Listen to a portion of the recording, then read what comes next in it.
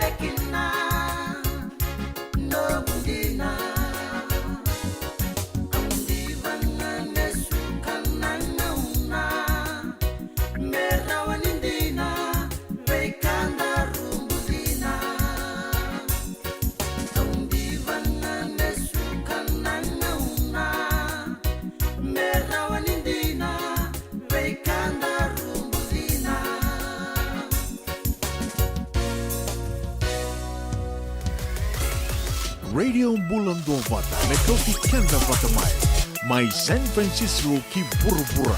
Sema Mai Gai Waseayani.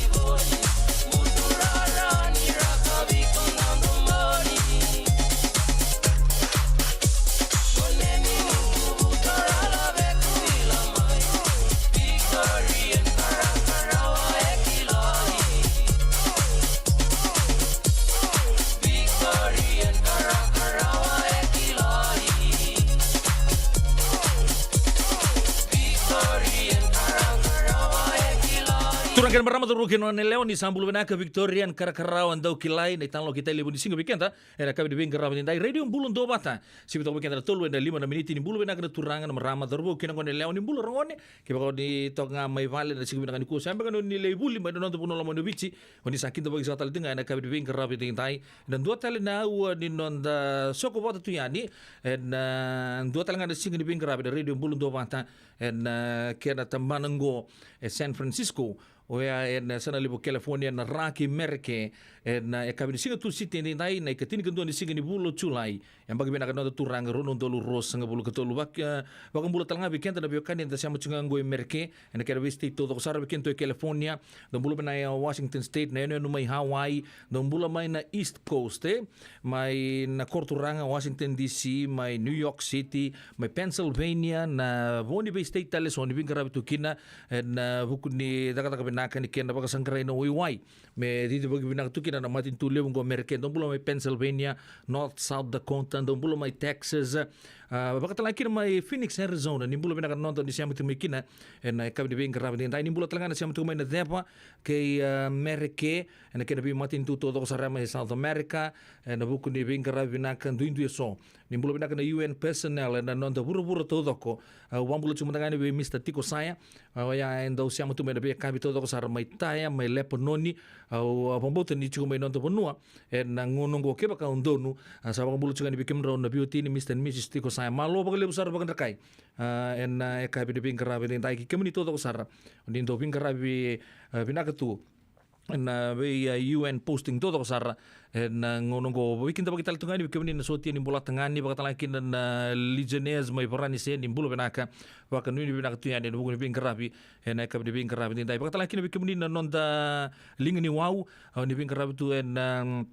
bunon rabu singang gur may na Golan Heights baka talakin may Sinai.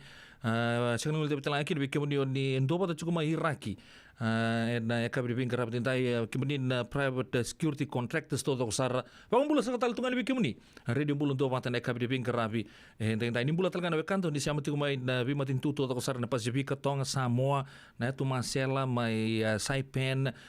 Guam mai American Samoa na territories tu sar baka Amerika ya. Bikin tabak cukup lebih kemudian ekabi lebih kerapi tintai. O kemudian telangan mai Australia. Baka telangan na may New Zealand tutugunan na ilabo ni rawat sa Australia. May matanggali ata sa solitukin na na baka pino binakatag na non David Mani na kami din karabi din tayo siya na puno ta nga o ni siya matung may kinanto na kanan gumaru ta kanira ndar may Bito Mani tan na matawa ni bin karabi kala ni ang karabi kada chukme da no una isibunin ta kuwa o sana may siya matan bin karabi na kay binakani kuwa may tawo tigani ele na Bito na kaloko na kay pambulo man nga biso na kandan siya da rongo na irongo na kay bin karabi din tayo wambula juga be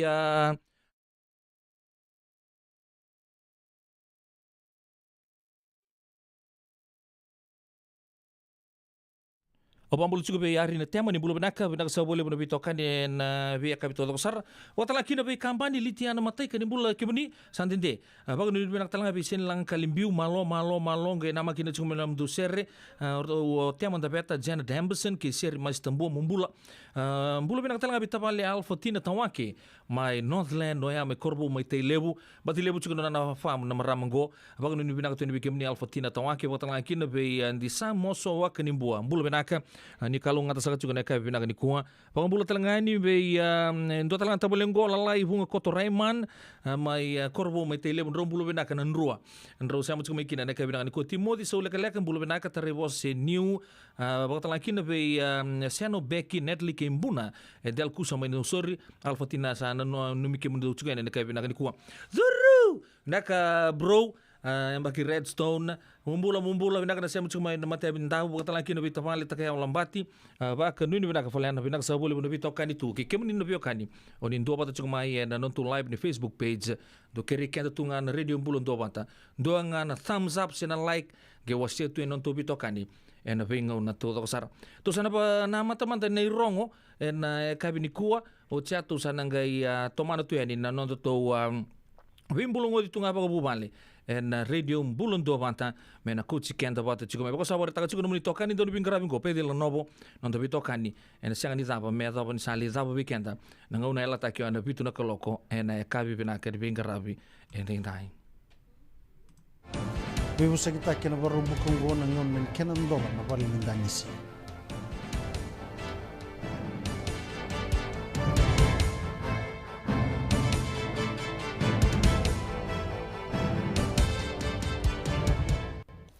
mai kere bibu sotini kuwa kina palimendi ko ketan lal na lewe ni Fiji First ni woti na nona labeta dhake mai na iliulu limatini tu kina lomani palimendi ko Linda Tambuya na nona vosa kolal membaleta na Prime Minister kasianga ni baru takatumai endo na ibagan dinendina ni vika etukuna tiko etukuna kolal ni sianga ni kila na Prime Minister na velu taki kandondonu me vuli mai buana Prime Minister bukadingu koborenge mbai ni marama tukuna ni tosopina kana materi tu ena nona velu taki tu mai kombai ni marama ia ena ngaunongo baka mesanga i lebu dhakenga nambasulawa tukuna ko Linda Tambuya ni lawa tiko ena standing order baka Tambuya endua na lewe ni palimendi me vosa mbeda tali endua ena loma ni palimendi E tukuna ko Tambuya ni vosa e davuta kolal e be bagadadani. Buana Prime Minister ni nonda banua membeleta na nona yambaki nimbula. Kasenga ni yanga kinabwa meli utaga na matanitu. E tukuna korambuka ni senga ni dhunru ene tukutuku e tukuni waya. E tukuna korambuka ni duanga na ka e kawai kinokwa e ni nona tukuna taletiku mai kolal na veka e asa kerebe busoti otikina ki ve kenda na leo e viti. E na nona soma le suti kona i liu ni toni ve sanga ini e seru ratu e tukuna ni sa voso oti verna leo ni toni ve sanga membaleta na nona i tobo e na loma ni palimendi ka kuria ni sana toro ko na bembeita ki todo membaleta na nona i tobo na leo ni toni ve sanga e na loma ni palimendi. E sa mai vakasukata le ko ketan lal na nona i tugu ka sa kerea na bebo soti mai beira todo sar na lewe ni matini todo bata. E tukuna na speaker ni mbose lawa ratu na ingama lalambalavu ni sang ni beita ki ketan lal e na buku ni tugu e tukuna e na noa. Mebaka ni sanga e vaka ndei tagabuana vuni vola ni palimendi ni kunea ni lei sarana ka e rato sanga takina na vei tugu e mbi e so e tukuni tigo. E tukuna ko ratu na ingama ni nandondonu mengarabi e ndona vuli merao kini gibir na leo ni palimendi vou merna vuli de kina na itobo kini wale ni bebu sakin baleta ni sang ni daga rawa na rasandingi tagi kina.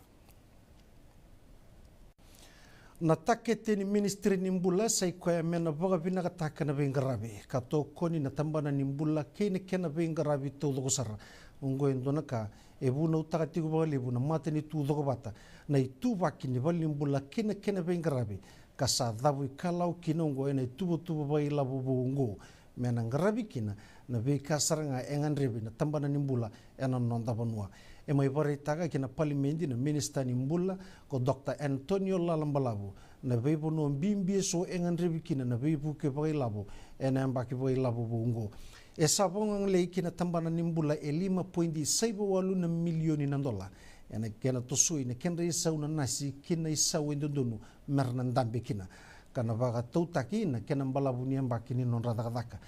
e sabaro taki vanan rau 5.3 na milioni na dola kina ministry ni mbula ena mbaki boy labungo kama itumbu ena 5.8 na milioni na dola meroni vaga vinaga taki kina na bengarabi raramba ena nonda banua. E mai dingo marawa na tambana ni mbula e wasanga bulu kauno na kisi ni HIV e na mbaki sauti ka wili lebundundua e na nonda Pasifika e varetaka na minister ni mbula Dr. Antonio Lalambalavu na tugu kina palimendi e na singa na noa e tukuna na minister ni mbula ni tugu e senga ni ndodonu me tambunaki mebaka ni sa tumbu saratigo vokato tolo e na nonda banua e na ndona ndau rosanga bulu kadio na pasende e na loma ni tini na mbaki sauti na kisi ni HIV na mbaki sauti tumbu ina dio sanga vulga ba na kisi e tini kaba be rongo e rangone le laika tiu na non mbaki ni mbula maina va kala kosobo na tubo ba labo ni ronondo lu sanga vulga tolu kina ronondo lu sanga vulga ba e sanga muli budget me baka katuku ni ena mbaki sauti mai berto na matin tu sauti ka senga talenga ni tina ni tubo ba labo ka kalibaki ena tubo bela ni ronondolo tini kaba kina ronondolo tini kalima e warita na tugu ngona minister bebu keni beka ni bonotani leno rangere tambua ena kena mai kalibaki tugu bela ungo ena palimendi e tuguna ko ngere tambua ni tugu bela ungo endona tugu bela e vuli mai ena be mbaki saudi kasa teba kibungo kana ba namateani ena be ngona tawa kila isatu e matanda e tukuna ko ngere tambua ni tubo bai labongo embeleta na vitivo e tukuna ko ngere tambua ni tubo bai labongo e to ye butaka ndona ya bukaukawa me tarada katalikina nonde lako e na besinga ni mataka e tukuna ni barutaki e vana milioni na dola men dola talikina tolu na bola ni matani nonda matani tu o ya mai Port Moresby Washington ke Kuala Lumpur sabarita kana maten tu dogo batango engan reba me vale sue mai na be ngono binaka kivit kira na be maten tu taleso na nondo burbura ena mbula ni be ba tora de taki kina mbula ni rabi e kuria ko ngera tambua ni dua na ba na mata ba to tolo ena kena rawni na daga buku na be ngarabi ena kena dikebi ba binaka nalewa eloma kene warau ni boka tulewa bakata ki kwaya endua na boka namata ni sa kota mai na maten tu do bata kene kena boka tulewa kene bala tau do sara erangan rava na leo ni bonua merto na tutaka na nono to itavi ongori na bosa ni leo ni toni vesanga kofaya zkwaya ya na nono tuku na tiku na nono vakasa ma membaleta na tubo vai lavo ka vei talo no tagitiku na palimendi e tuku na ni tubo vai lavo ngo e ndonu mengarava todo ko na leo ni bonua na nono bonua merto na ndau na numatiku nono tangi na leo ni bonua viti e tuku na ni tumbu vai lavo e senga ni rawati kebaka erna mbula reretiko na leo ni bonua. E tukuna na leo ni Tony Vesanga, Pramila Kumar, ni tubu vai lavo ni rondolu rusanga bulu tolu, kina rondolu rusanga bulu kava, e sanga ni bebon rukai, ka sanga talenga ni dondonu. E na nona vosa tigo ina palimende tukuna ko Kumar ni tubu vai lavongo, e sanga kina na wale todo ko ni kena valele ta kina iso ni mbula, kana baka era taka lebu na mbula ni leo ni bonua. E kai ni sanga ni ndua ni baka takila ni sa tu na mate ni tu e na sala be baka bina kataki kina na vi ka vai labo e tukuna na buke ni minista ni marama ngone kina voluti ni bulan rabua Sasi Kiran ni tubo vai labo bungo e na kota mai kina ministeri merangaro ni merakotali ni lesu kina bulan rabua na ve vale kedesar e rabu kina baleta nirto ndikeba ni rona malu mu elo rai na bengarabi ni tambanongo na bengarabi sauti e tukuno ko Kiran ni matai e sanga ni tiko endo ni tubu e tiko mebuya tatani mai na bulan ni leo ni bunua mai na bulan rabua na kene karua sai kwa na kene sanga ni tiko endo ni tubu mera kila kina ni sanga ni nganreba na non rabai buke uira rana bagai tabikina vagabunga e rabai sau na matu bale se eso na ituba kita leso e tukuna ko Kiran ni walu sanga bulu gabana pasente ni tubu vai lavo e waru taki kibiratu e na vangole kina programo ni social protection. E sabaka tulewa taka na speaker ni mbosela o ratu nenga malalam labu me waru taka mai ko Parvin Bala. Mai na leo ni songo baka politiki na Fiji First na baka dina se me baka sukana nona itukutu e na palimendi baleta kebaka e na senga e na vadora baka kina e sana soli na dana kina privilege committee e tukuna kobala ni tubu vai labu ni ronondolu rosanga bulga tolu kina ronondolu rosanga bulga ba e sanga ni ngarabi kina koirnando tendo ana nonda bonua karase tangi de tikunga na ngonongo e ve na yala katukuni men donan rau katini nandola ndona tani katukuna na minista ni ve kawai labu ana nona bosa murita tikuna tuba ni sekolah sivi e tukuna kombala ni tubu vai labongo e sanga ni mbaletir na leni bonua e mbaleta walenga na yala e tukuni e nanguna ni vending dingi e tukuna koratung nenga mani tugu e rongo kamai daura tiko kobala e sanga ni ndua na ipakan dina e pakara itakamai e kuria ni speaker ni tobongo e mbimbi sara mbaleta ni kauta mai na beba da ni kina beleti kina palimendi ka sanga ni ndondo no mena tori baka mamanda ke baka e sanga na kena ya bundono en vivo sakita kina baka ndono itelenga na singa rombu kongo na loma ni palimendi na kena bobo na lawa ni lika bil ni ronondo luro sanga bulgatulu e tukuna na buni lawa siro mituranga ni laungo e baka tutu tagitiku kina na kena kaulebi na lawa ni special zones mai na Liga Act na lawa talenga ungo e oka kina na mbala buni ngona mendola kina na balninda ni siena nonda banua erto kadivaga na leo ni Tony Vesanga me kau na baka tutu na laungo kina standing committee nakatala mai kina ngito e tuku rongo bina kabe kemuni nanda utalita kana ngito na bibadu ongo na kena sa mai sarabi e na pay-per-view ni Fiji Television na Lewis Hill Boxing Promotion wakatokai na Redemption the Guest of Glory salamure tigongo na non rausa na mai senita kana vendini na tina kambani na Fiji Television ke na Winston Hill na itauke ni Lewis Hill Promotion ongo sa nangai mai matai ni kena warita ki na live e na dona program ni boxing e na Fiji TV pay-per-view e sana rao ni na sarabi saranga e na mua ni madongo kana vaiduri e na Vodafone Arena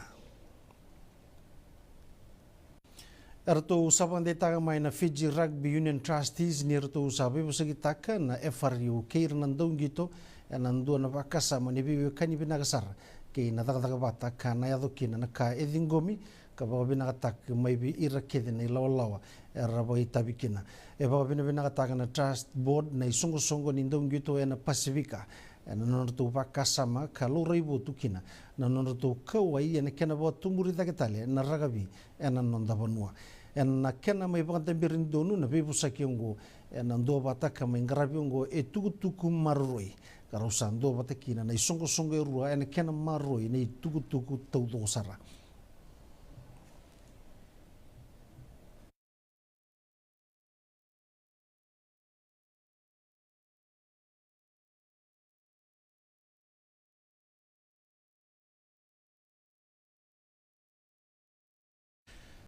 Esa ngarabo ti kobiti na sotsota ni Pacific Oceania Junior Championship na lomani tini kalima na mbaki.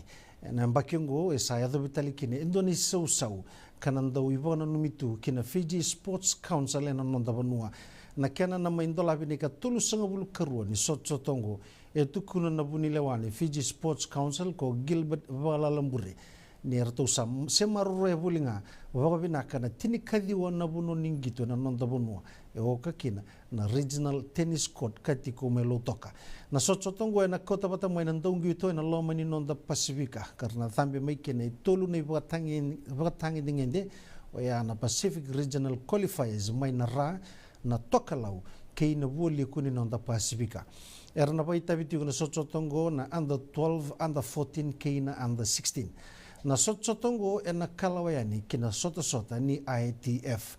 erautan indonan rau ke tini nandong gito mana tini ke tolu na matani tu na Pacifica erna baita vitiko erna sotongo erto sambiuti chapa ni main kalis kini Selandia tolu na leoni timi ni All Blacks erna to tulewanga ngo ko Oli Jega Isaiah Walker Lewere ke Asafo Aumua karto mai bisumita kiani ko George Daya George Bell ke Aiden Rose Evaretaka na social media na tu city na nono tu sa lesungo ko Jega na tight head prop na loka o Walker Lewere ke na huka ko Aumua. Sakeni bale nirto sa na senga ningito ene laola ko ni runa bala tagi bonua ni All Blacks ki Tsavani. Kaya na ragabi mai New Zealand nirto sa baka modi binaka kina leoni timi ni bara ni matai ningito ki Tsavani ana borowai. Ko Aumua sa lewe na tumai na All Blacks mai na runondolu tini gabitu kei na runondolu rosanga bulu kandua. Ia rau na rua na waka lewere kei Jega rau sembera bakandua ni ngito taka na timi ni All Blacks.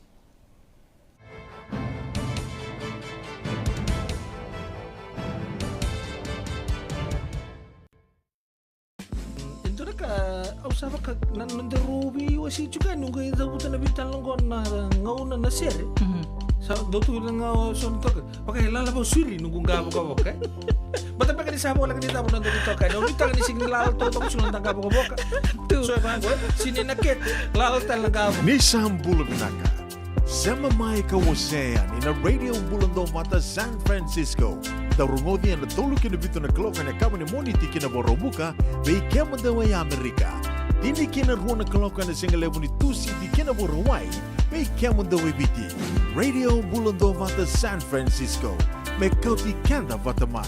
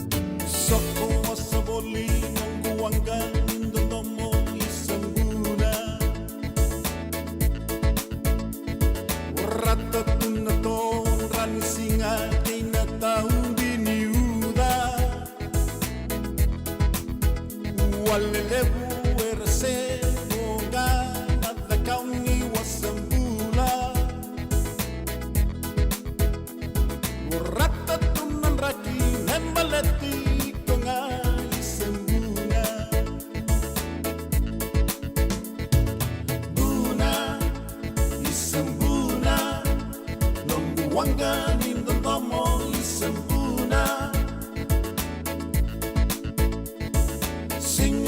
nambongi Manggarai ko sengana wakasuka Buna isembuna Nunggu wangga ninto tomo isembuna Manggarai ko boli wana mai tau kena bakandua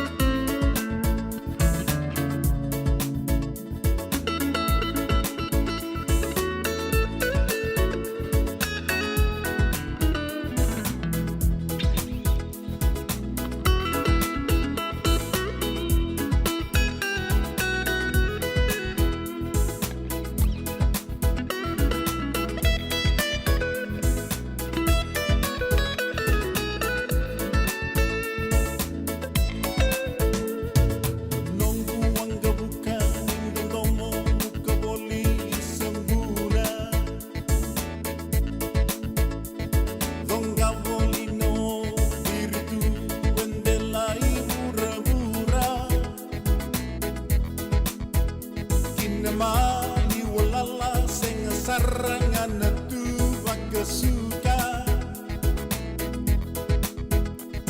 Mosota tunan reni buka membeleti kumbuna Buna isembuna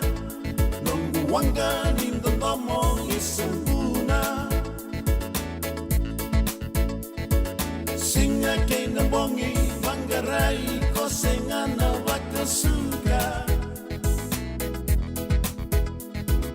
Buna isembuna Nunggu wangga ninto tomo isembuna Manggarai ko boli wana mai tau kena bakandua Manggarai boli wana mai tau kena bakandua Manggarai ko boli wana mai tau kena bakandua Sembuna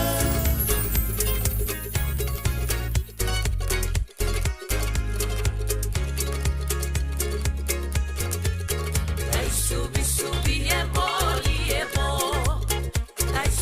subi e voli e Toloninu come se l'hai da buono Toloninu come se l'hai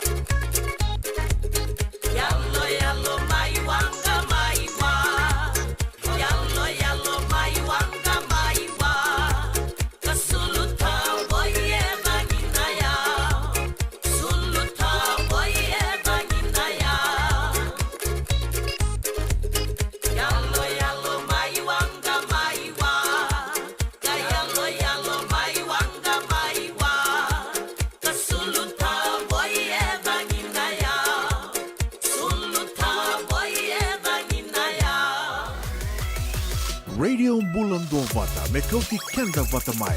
mai San Francisco ki bura-bura. Sema mai ngai wasea yani.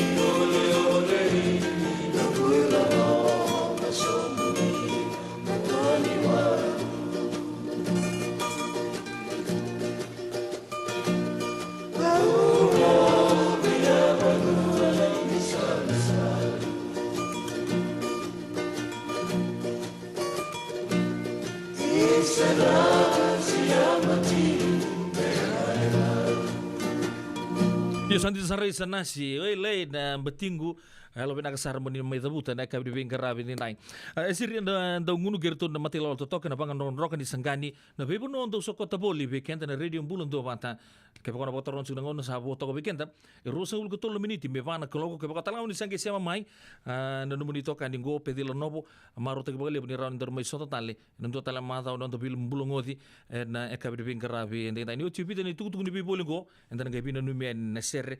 nama kita lucungan na bitu cungan untuk bulang kita nama bitan lo cungan nak bina di kuah yang tanang kai bitan lo cungan ikin dan tanang ngunal kamengo.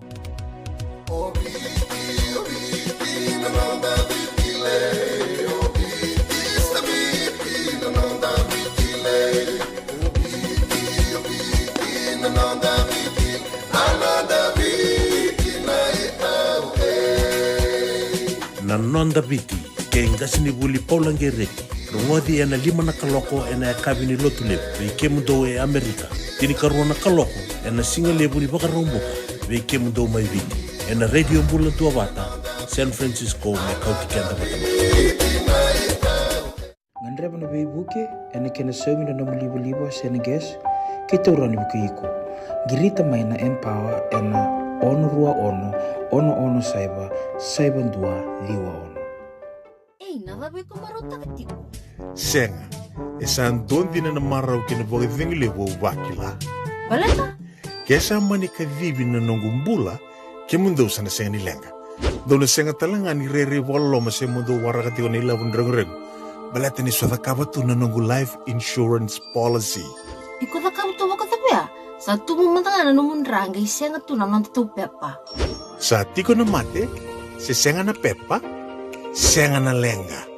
e se rawanga nindu na nombu life insurance ve Lincoln Heritage Life Insurance na kambani ni life insurance kanga niti kenda binaka na itoke kanda sama ivoga tiko ngo ya Amerika rawa sarna bo leo fomo text mai kina vasa ivo walu vandua tolu walu lima ena kena tuku matelalai Wakailago ena bagarobuka Radio Bulan do Vata San Francisco. Mekauti kanta vatamai. So if you're interested in learning, right, our campaign is open to everybody. So we would love to be able to provide you a basic education on finance. Kaya bakay, long binaka may sana kandua, sana tiko binaka talangana kena isaw. If you are thinking that, you will attract that. Na raw lang ni tos na kemisaw, ne bakana ibakatangan danyande ni nomutungu. Rongoda na imbalan ni vaka sa mango ke na bunga tale na nonda programa waro taki. En ono na kaloko na via kami ni waro muka vi kemundo ya Amerika. Dona kaloko na singile ni waro wai vi kemundo mai viti. Wakai labo ena waro muka. Rongodi kina na nonda vaka sala na kenanda ena vi ka wakai labo.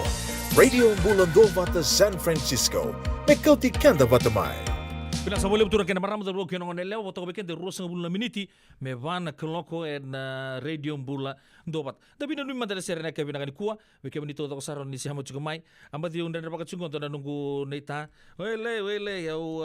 tu retangan ni rando sar mai nabe kanggu mai yawe. Usando minikila na apa mogai ay. Abang bulu cuma tengah di bay neita ludam bos. Satu orang matanggal tal juga. Arwar tak cuma mayawe sa der mata sartungan maci nang unaga sabi biar raw di tartal nga miasa ka rin na stadium. Le bulu binak ya mu binak na siya cuma kaningem kala di muru panana nu cuma vale bu merge be merama matanggal. Ya bang bulu talanga di merama matanggal na kabinak ni kuwa binak na bingkarabi to may milbeli sando na kan na panana nu cuma na wekang kumay paling dende na kabinang ko. Pambul talaga binay akes sa tamay mbeka malo ni taka siya matsukumain doon na siya na numeniki na kabinang ko bataki Mrs. Wanga sa lolong pambimbi talaga ni bike mundo na kabinang ko. Pambul talaga bingas ni buli apete na itini malo bula na siya matsukumay na ichuchuko boturang may naturun na ichuchuko na turang na rokobaka na kaya bidikuwa. Pambul talaga bitum mangusuna baka nuni binaka na siya matsukumay Lati Osborne malo bagalebu training happen wad bulu binaka karuwa may New Zealandi sa lolo matu ini bakong bimbi kemu ko president lewu Amerika Mr. Biden kala beti rokong bulu binaka waktu lagi nabi tai Rafa nandona sera menumikin na deno bilio solo tebita wani noa loi mai buaki menetu sawa ndo bulu binaka nakabali usara bikin na siya mayawal sartu mai buaki menetu sawa kemini talangan bingara bitu nabi hotel atau toka na ve koro todo ko sarra menetu ya sawa balam na kami bingara bitu nai hi Bendu na bale bro na siya macumai kalong ato na sasanga na bugu di Pacific Games kay na mati tim lebu ni volleyball ni nonda po noloman yung vici baka nuni binako ni Bendu binaka na siya matok mai damari torda ni bulu kemini patalaki na be na mabiniana na no malon to siya matumena bi kaya bito ko sarra bitsa bulu kadiwa velo drive mai kinoya lo matu ni pambimbi birto makumbumu si melim bola pera luma na bale brada na siya macumai patalaki na be takay olambati na kabi binaka ni bingarabi Ayan, dai. Di mai ko may subang bulo benaka nando siya mo tumina biya kabito do sarra sing lumita betala kina big bro ilay ti ata may back na Tenderloin San Francisco. What's up bro? Baka nui benaka na siya mo chukuma na kailangan ni kuha. Solomon iturang may muri na Zion Shopping Center may na Tabo Town 24/7 bulo benaka. Turang ayanu Jos mo na mua lolo mo tuya ni kebun ni turang na pau en. Oi lei. Sa mai kulibiti benaka na siya mo chukuma na kailangan ni kuha rin na tema bulo benaka nina bunisa ni sa bulo benaka na siya mo chukuma na kailangan ni grabe din dai. Baka nui benaka. Ausan bakit yang tangan tabikin dan dona sere au kailangan ko sa record tondo ambek na bi share to sa non puno lo manu bi ko within 2 months sa wo bola katalangan ni 2 million ni view taka na YouTube na ngona view dai kina share ngo tulanga torto tua kina pu sing along to iramandangan na ngone lalai o bagare ko na songgo le ni Fiji Showcase to umbita pato na gang to ko may na Communications Fiji Limited awal kan ibi imbongi ngar to lang share to kina mati lolong go na Paradise Roots ko ra ko sa ko ngaya artundo kaya nga nangwane sa ko ngangi kau tanayalo na wakasama songe tega bubango na sosengo na siya nanguno ibuso sa replay tu nga may na teke bu ya do bniot wakamo sangole no bandalamani na tarolewu ongole ibe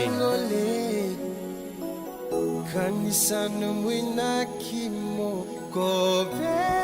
biya na mara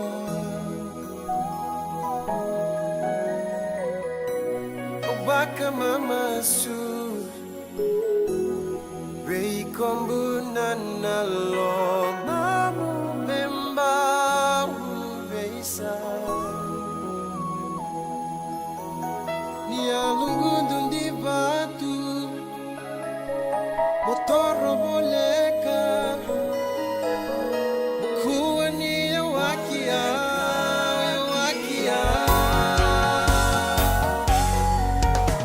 awak teronga seda bumeka nombu inaki motan beya wasana ngolengo seda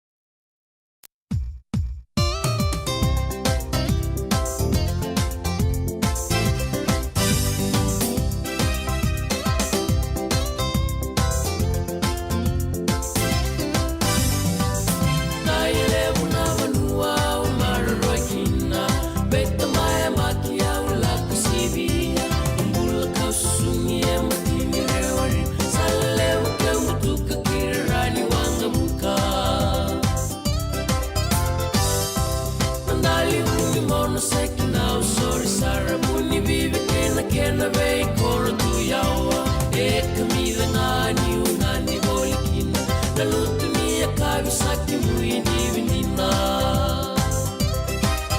Tailevu kus tailevu No problem Warai na lenga Ke warai Masangam na taong malinga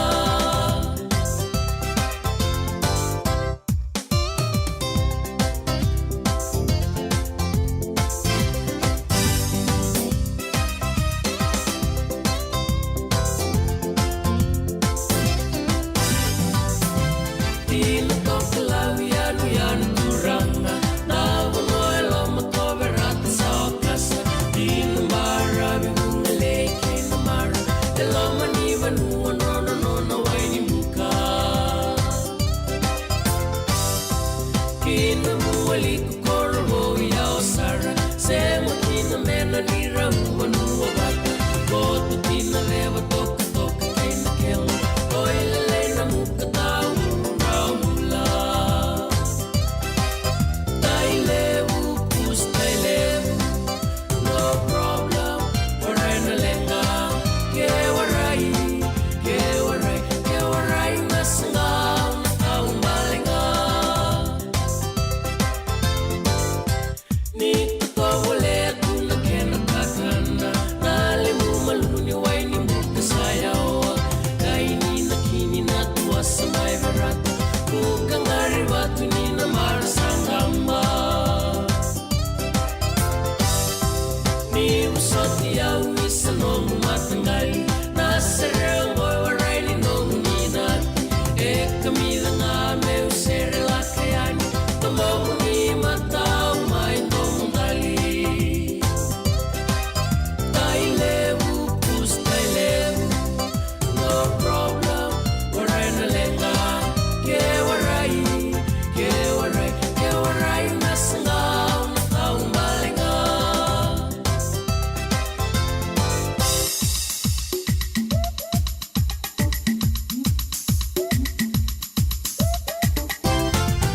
Tailevu kus tailevu No problem Waray na lenga Ke warai Masangam na taong malinga Ke warai Masangam na taong malinga Ke warai Masangam Radio Bulando Vata me kau ki kenda vata mai San Francisco ki burubura sema mai ngai wase yani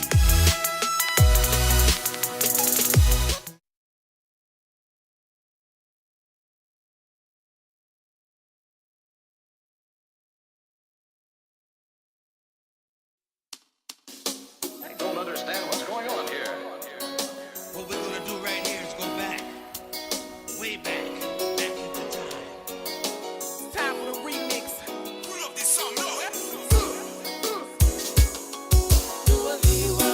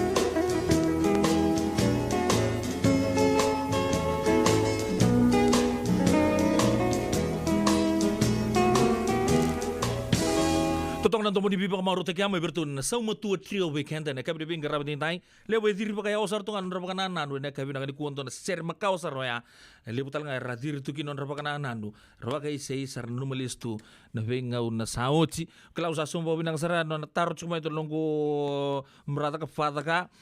ratu isi adola temumbula non menuru mata ser makau ngai dei na sau matua trio Arto watar juga weekend. Sibina pa ng 2 minute radio Bulon do Mata San Francisco na kabi binaga ni singa tu city ni nai. Nama ka cuma ini sibina pa ng 3 minute dan buku cunga di non do baka nama tu na buku ni bital no dan do baka tortu na patapatenggo na radio Bulon do Mata dan do wise mati tu na buku cunga ni non do bi baka ramata gitunga na buku tunga ni non dambulai untuk nanti program untuk semua Lincoln Heritage yang hebelatan di orang kita lata. Ini kabin akan dikuan nama ini untuk bulan ini ko Salome Vauni. Untuk cancer survivor lewen ciko na suba cancer survivor. Saya bitu ciko na marama. Era bulan mai na mati ngona cancer. Kau santu pagi tak ciko na cancer ni lewe diagnose na se whatever form ovarian cancer, cervical cancer. Lebu tu nabi matanggali cancer tiga bunga mai nroni ulunta ya tanang kita ni apa antana cancer lebu na mati loma ya term tagitu as cancer se ini ko na mai talno chukin na nabu kulin to na mati se na cancer do tobi ro lebu na marama ovarian cancer kala rambulo mai kina marama ko tanang girongo tamanta na non ritala noa non rambulo buli mai atau ni mai tobir na mati ngo na ovarian cancer atau na kena lai diagnose taki laku turuma na kena therapy na chemotherapy se radiation se atau kena mate lai teleso enta na gabi tan lo kina na kabi ni vingra bin dai apa butuh ni narau ni baungit kenta na marama mentana ndaulai lo rei cukup babu ni wai en vingo nanti dengan ini se bulu-bulu bina ketu so na tuno sang kaya begitu sang bulu se ro sang bulu pakatata pa sang bulu liu santo we atau mai sona mati liu pakan na cancer santo pakai pata-pata mai se sabi na stages sarangai kaute palimbula awan do apa reta suka di tona anu ko situ ko bulu mai bici tona marama na kukuno no bun taka ni sate ko buti cukup mai na sudunra alai ato sar sa mesali ki ato pun tona kena pakatangin dengan tu mantang lamun no pa tu sa kartu sa siangan ni tu kinotara na imboy ni kena sa buti cukup na sudunra maramang ko yo ko siangan ni beko te bol limbula so raman dua takam beka se dapai ya na bibara ramata kintu patur cina radio Bulon do Mata. Apa betul ni da yang kami tu vital lotak. Saya ulang adi kami ni namaram na vital ni ovarian cancer. Kami memtalangan na turang. So itu bir talangan na cancer ni sudu bir na turang. Mendang kami burung atau bantu na vital loya. Iya, kaya nama kecuma na vital loya. Kisah lo mepau ni. Dono ngulang langgo. Apa betul na ungket ni dono bula. Roni na ungket sekian talangan. Ni tadi sama itu na buno lewa Amerika. Tak satu no. Au nangunang kau sih bulung bina kasar tu ya. Artunto ban ndita ke so santo boso cukup bikenta. Dia sem bulung bina ketunga. Tambula ketunga dengan ibu ni wai. Dale watarong tu mata sahabat apa tu nak kengumbi na pakaroni suka yang ngongu. Then dua mbak na kasabe atau cukup nunggu bakasam. Nak katutok ba melelurai. Mentaro ni gates tak tukin na pakaroni nonton bulan ni tu. Na puno libung ko mereka yang kena maga cukup mai. Oh ya, non the program mo nindong ngon lekala kamengo. Wakai lavo ena bagarobuka. Radio Bulon do Mata San Francisco. Mekauti kanta matamai. So if you're interested in learning, right? Our campaign is open to everybody. So we would love to be able to provide you a basic education on finance. Kaya bakay long binakamayan sana kandua sana tiko binakatalingana kena isaw. If you are thinking that, you will attract death. Na raw ko lang nga nitos na siya na kemisau, na baka na ibakatangan na yan din inomutungo.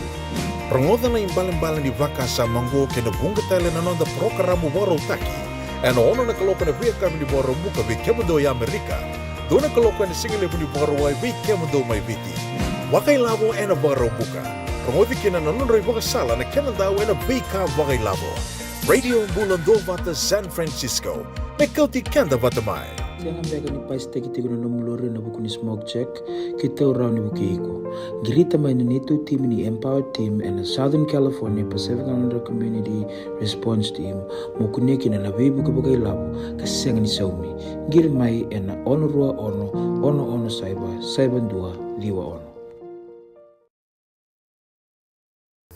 Ito pinunggu tadi kena hepatitis B. Ya sangat tuni bakilau ko ento naka. Mea dhava ningelei taura na hepatitis B test na madhaw sao. Asama nilidhula ni tatarowi ni hepatitis B.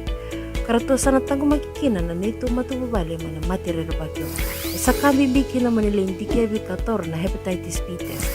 Ritartar mai kina telefoni 527 ono bituba 5883 sesikomana www.sfhetbfree.org na kena itukutuk matalilay. Nada masara mata bebulekin untuk nunggu life insurance policy may by Lincoln Heritage. Silang ayaw sa nagkakil nito ta nagkakil kabitu ni Agostita na 2022 o sangir ta kasarabiri ni tauna. Kami ngaya kila maga ngaya salah ko mana check. Sangat tali ni biara, sangat sarangan ni biara palilai. In time sarangan mai. So tantali warga tala tunda warga. Ko tunggu. Kau saya lo bengo kami bilang tak. Nakambani bilang kang gua na heritage clinic. Ni,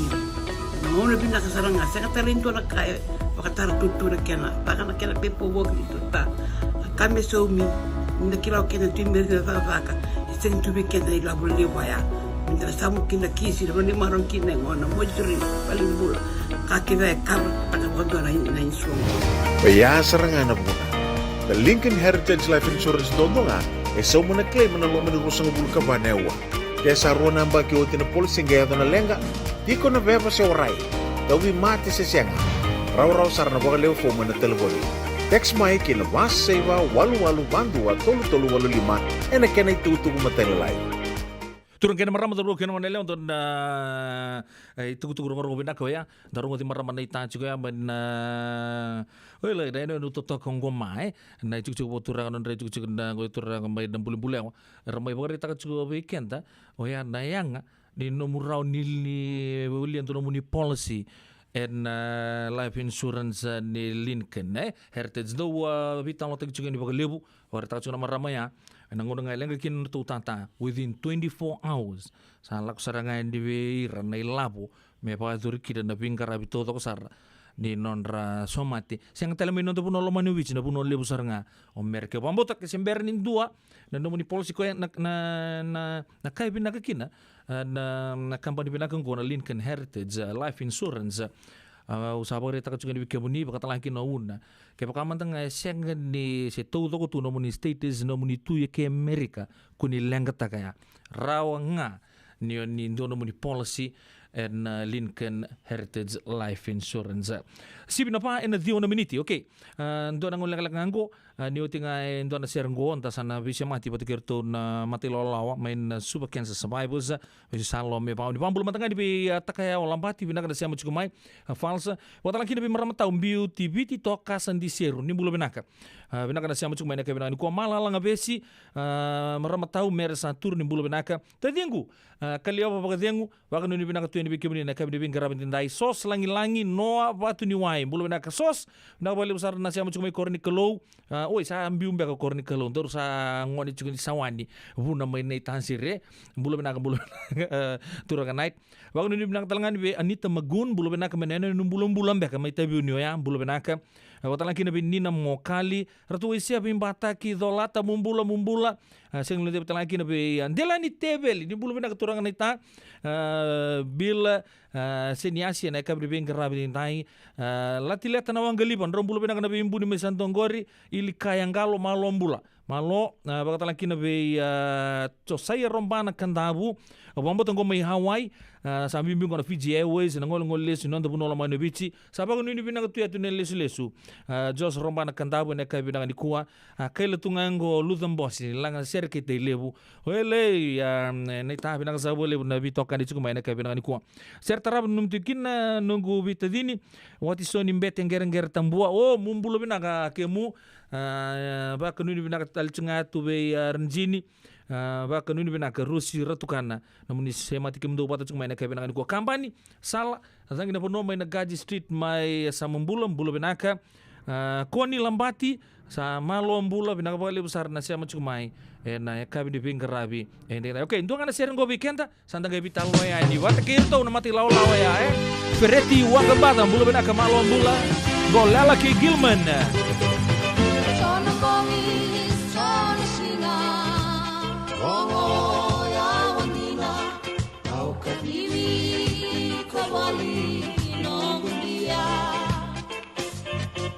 Essa eu tomo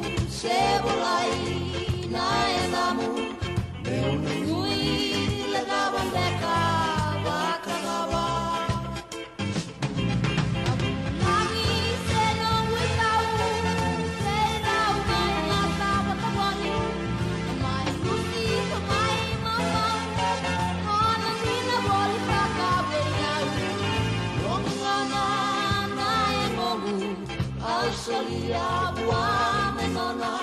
Mino tongu esinomu Bolinga Zona tana waka sama Ngalili au nambiwa Menayado na mauna Selua na manua Nonana numa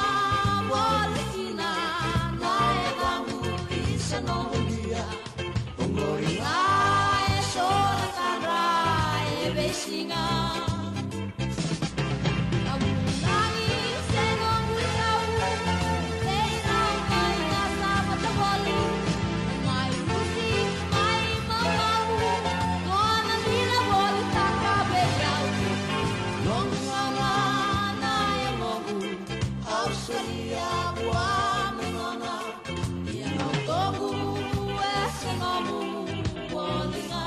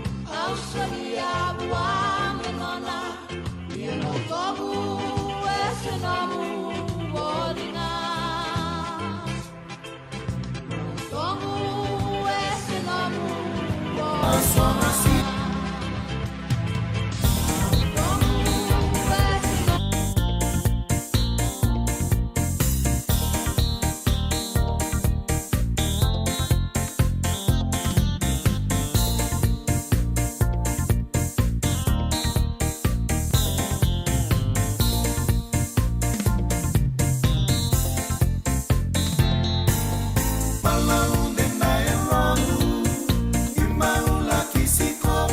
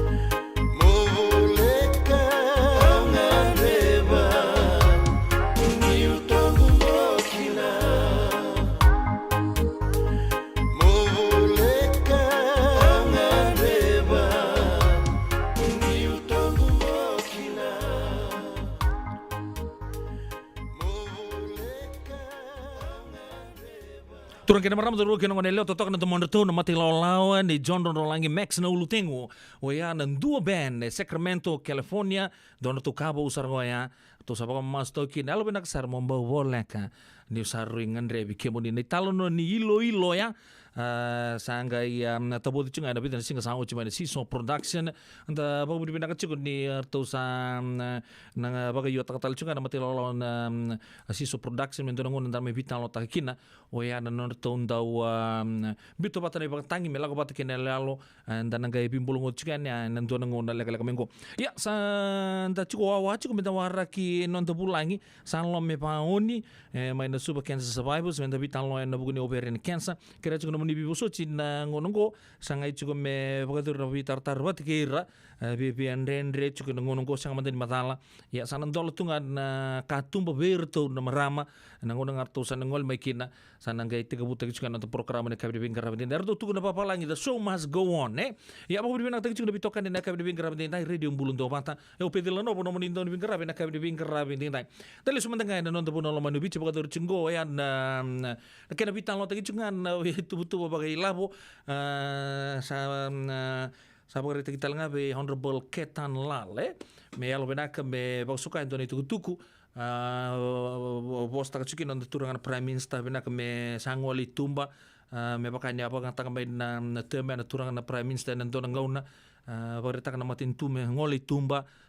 me ngole talanga itumba na Prime Minister lebu sartu kina na kena vital no menurtula beta taka mai na tamban ni matintu me na biu na dona committee me na bangangai madakina Honorable Captain Lal ya sama ni me skatal na nona vital no sa rebos talanga bir na turanga matanggali Honorable Serui Ratu me baka non reliu in opposition apareta kani ke baka mindu membita ki oira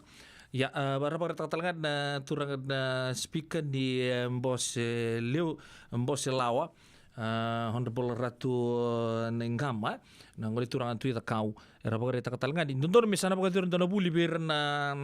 oir na tem ko bangatang na Fiji Times era na newbies era ngai lago juga ni parliamendi mer lai buli to ya na ibagara ni bossa ken veitalano na puno ni vingara bio ya yung gerita ni pakasabi control tegi pakalele nangonong goy nangon ni matin tu sawo ci buka mai buka yani so saya tu sarkin nonggoy na palibibe sar le bagading tokina bakar sonan non turang ta kilabina kai ya sa rendo bi bos tegi mai bi bos tegi yani ngonong ko sa rongo ni sa tukunin sa chukun nandon na pepa ni palimendo ya o ya na bosa todo ko metaudi me tokan na ndona kena yo pagarau me rautan na valia kesanga sana da potu berika so na poso lia so sarbe ka bika buai sana palakina yan tanduri na bi parliament na bi burubura awari ta ma Ukraine na bi na bagsao chuira bi tartar sarang on the floor ai la ko sarang mayor to na toni bi sangar ngai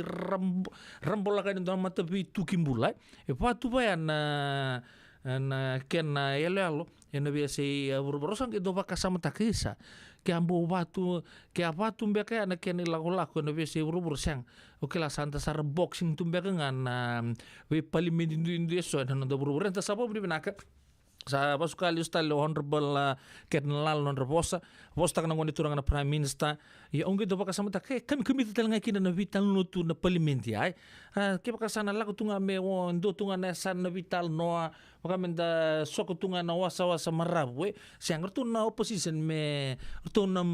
merto na baka lutunga saukuro te gerto chuka na matin tu merani baka rachir to chuka na bingauna en vikar tu sa lalawa ta chuka na buguni kena tu soi chuko na non tembul ai pembimbing juga main non tematin tu lama dibici apa juga ya turun bicinggo na budget debate na non ta penol lama dibici tos juga ya ugai bagari tal juga go ni satu tal juga baga besin don turanga go mai nander robbery bagi tolu sanga bul kaon na turanggo tu ni kaon ni culai lain buta kota don marama roto ni Ziono undul, ya na ilabong kanga. Saan dua telenga na baka mamas weekend. Kasi may bici Amerika na bibuno tabang ay kenda marama. Das aku suci ni se turang enan dua talen na sana. Saka aku ni ndo ko tu sana matanggali labulili po ya. Haru tu binanga melem biutungan ng bangke kay mga takatuan mukan. Ako gito baka sama takiya ta nga melem buto ko dikit ni nono ndono tu ya menrek ke mani ndono milyon di seta po nono chiko yung go kue kota sartunga na dio nundul ndole hard cash angai tuku ni buta kota na durbungo ambagi tulus sanga bulukaon au gendo wandi takatal nga bikenta kenta talanga na durbungo tumbu tak cuma no lamon di wiche enongo ta baba politik kenta menta hassle ta clean hustle ranyo vulta ki kakar na sio baka ini tau sulie vulta ki rochi na jus kam kot gela ko tu ken marketing advertisement sa kungen tu sa bris tu ngai SS na store na chukwa begitu riri rai kento tu sa tama tambula mai turun ni vangaratu non tombula na bingon to sar kere kerua ento sa buli chiko to buli sar bakuko to ya to sar ken ya to bina ka to tabat ki nato to so yani ren rawat ki non tombula men to ka kun ge me chukwa bu kital chuga SS ba musin ka bu ko tal chuga wir na geng mai non SS na buno tun chini kino kom boleto yo untuk pakai tortu masa ngi tumbu taga mekin ando undo tu ni to sto mai kino ya vi mbasa ikin na volu tu le bona CMF kimi do uchinga menengi to le bris tu ka sis kena mondon na 5 bulan sen so tungan ni kla Dona dona sangkamu linggor. Batu ya. Lipa kasama taka tuisa. Ya oke pakasama taka ngun tal mangan na dorbo we. Talag duru mutu sona matanggalin rakini bulo pa ni tapi muri tu Ko ngau tu na. Kabinak eu dona kau untuk tu na eu susumai. Enan dona ponua ni untuk tu matangani bir sona taxi driver mai suba. Can you take me to Kinoya? Erdo no. Sa straight up saranga may nasuntar siyang. Malat nira baka biwek kanita ka to, so napunan da susumaikin na. Watakin na ibakaraw, antan to bakator tumabir na, nakenta na ngon, antan tumutumikin na kinasasa. Rakila ho, gora ngon yung butang-buta ko, gora do, duro suka bali bebeso. Do batu baso na raye. Okay, do baka sama taka, singkin yang balik-balik, menta susumay so na puno ko sa amboron da munda mutu, menta sa patungan na kena ray-ray na bingon to ko sarsang. Anda, ando so tatorengyaw, kami susumebe mau born and bred sarang may Kinoya. Argen to pang puno pantom bulong gore puno pina kamu puno pina katundu iburu-buru Kinoya. Ando tukun sarang apa tundu bir right. Siya kani kene balembal na rong-rong men na may shape tagi kima binangon kima mimbulakin na nando nang ngaunay. Mo na paburi pa kasama tubigan. Singking nga mito sango ni rewang Kinoya en telebis nando may top line se may be. Menta tu sa naparbag ngarto siya parbag tumikin orto na tuhakan orto kaya menta sa bangko siya nga niyongon ni kiriwang kaya sing itur belebyo siya las todo kung napital no ata katuya o rani panjin jenta kama to susuta kita kami nahud ising kene balimbalit ni orto sa dur nga belebyo siya menta tu sa leva tenga tu kina menta tu sa numatalangan tu sa hando tu nakaluray nanggay luray telemuri ni siya nga mbau tu awet tu silin meta nga tu sana pola tu tumay tu nanggeli bris tu nga nastoa. Kamu nando na sista. Abangun men. Andam do mandu atal au gitu baka samta kai. Kenta na tu robong da bulum-bulum na tu menta kirir tel tu na naur na sista. Ya na rakini bulo pambuti ni sabi sa unang bulay. Au bagre ta ka ni go kenta do robong da parong chumingo. Ngone lewa. Rita ke bakanta le imbuta ka tali juga so satu ko nanggele. Pa titi sarap kukuha. Si wuli pa kukuha. Wanggara ito na top scholarship lako sa rujugan. Kung nga ni sa may to sana numot yung sa pacho nga ba sa ando yung nga na trend. Siyang riwang ka nangunaya may beauty nga nangunaya. Kinto na riwang ka nangunong go Kinoya na bipuno tali ni bipuno kapalit taki suba kay na viti lewu may puno lewu. Menda to kala to setu non tumbula sing kene baleng-baleng ame sama ita butungan na non tumbula mentun lindur tu nasto. May kami dikin na bulan do nang una sing kene baleng-baleng mento sa bala tutungan na bingon to to sar mambo na pabure baka sa mucho bikenta non to vital no chico en kabi de be ngarabe dindai en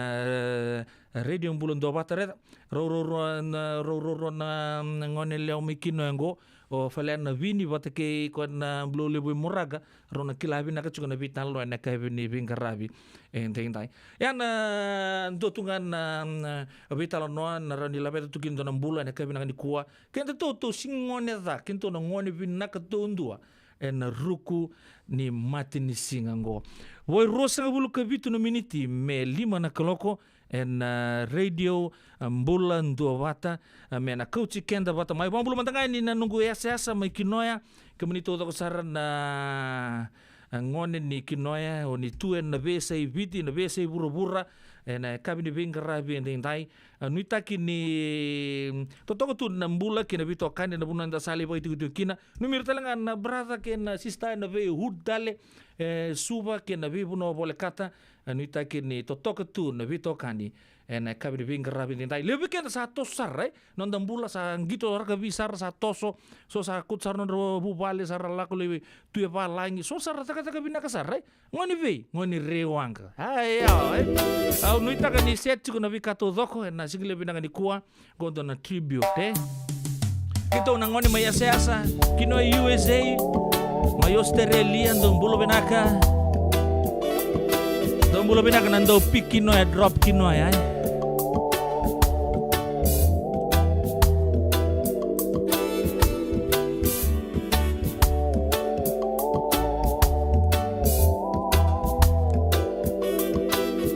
Dong bulan bina kami na Kalambu Housing Zionist.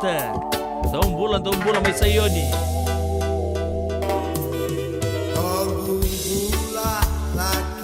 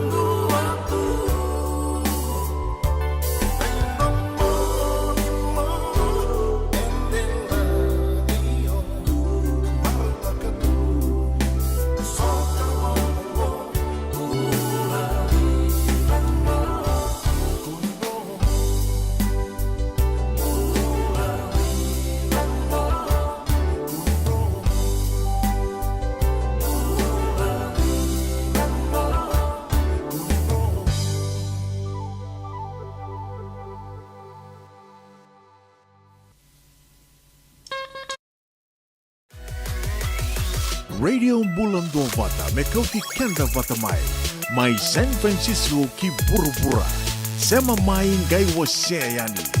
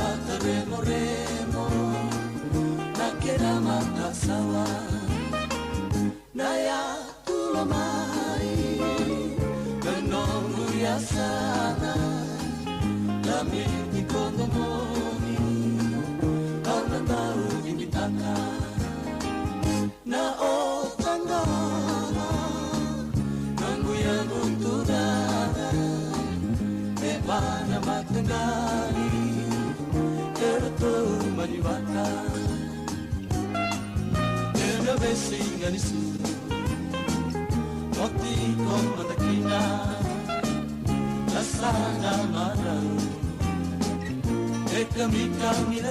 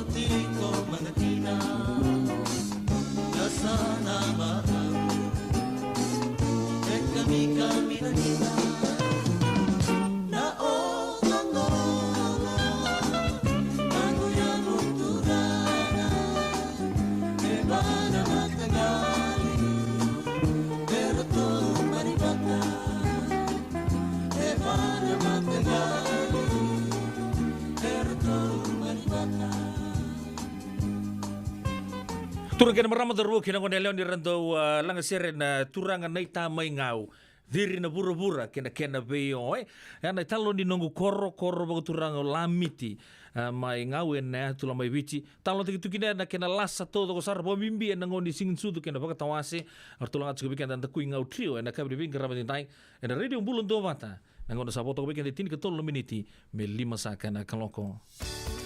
Nada besar mata bebulikin untuk nunggu life insurance policy my Lincoln Heritage. Sinang ayaw sa nagkakil ni Tuta, nagkakil kabito ni Agostita na 2022 o sangir ta kasarabiri ni tauna. Nagkabi nga ayaw, kinamagal siya nga ayaw, sala ko man na-check. Sengat tali ni pera, sengat sarangan ni pera palilay. In time sarangan may. So, ang taliwara ka tala tuntawara ka. Kubertungko. O saya lo wag bien o kami binakatak nakambani binakangguan na heritage link ni nauna binakasarang asa katalinto na kaya wakatara tutu na kena baka na kena pepo wag dito ta kami so mi nakilaw kena timir na vaka iseng tubi kena ilabul liwaya minta samu kina kisi na maron kina ngona mojuri paling bula kakina kabel pada wado na insuang Baya serangan na muna. The Lincoln Heritage Life Insurance dondonga so muna claim na lo menurusang bulu ka banewa. Kaya sa ruwa namba ki otin na policy gaya na lenga, di ko na beba si oray. Dawi mati sa siyanga. Raw sar na baka leo fo na telefoni. Text mai ki na bas seva walu bandua tolu walu lima na kenay tutu kumatelalay. Yavalata dio nanggay dalata na radio bulan duavata. Weitalo no te kina na bika membaleta na nondong bula, may weira na kanan daw may natambanan ni bula so. Nasi na puniway. Rongodan na bana kaloko na Via Capital City and na veito ko ni Lincoln Heritage Life Insurance. Nakamba ni Life Insurance kang anitikan na kaibiti Amerika. Ngandre bana be buke ene kena semi na libo Senegas kita urani buku iko. Girita mai na empower ena ono rua ono saiba dua liwa ono.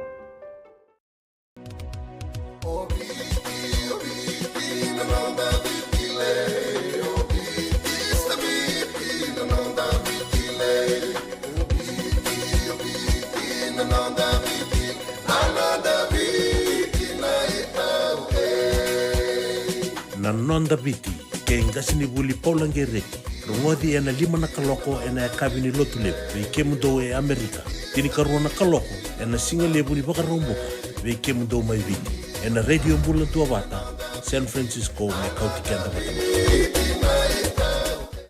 Turang kena marama daru kena ngone pokok dimenang tak cuma bitokan dan kabir bing kerap dintai. Boy 3 miniti me 5 na kaloko na non tapi talo pati kerto na geng orto na marama ni puso ciao. Main super cancer survivors orto na ngai sama cuma mai weekenda en ndona ngona leka mango en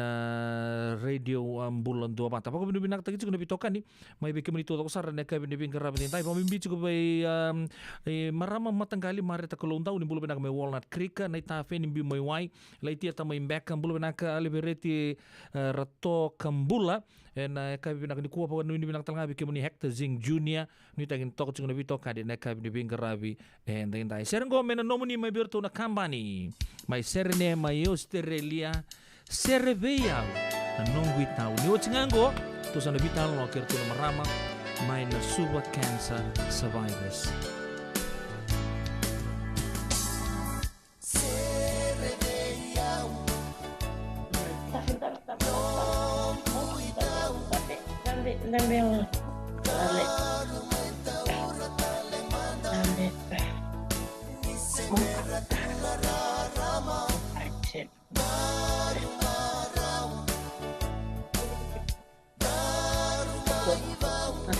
Ui.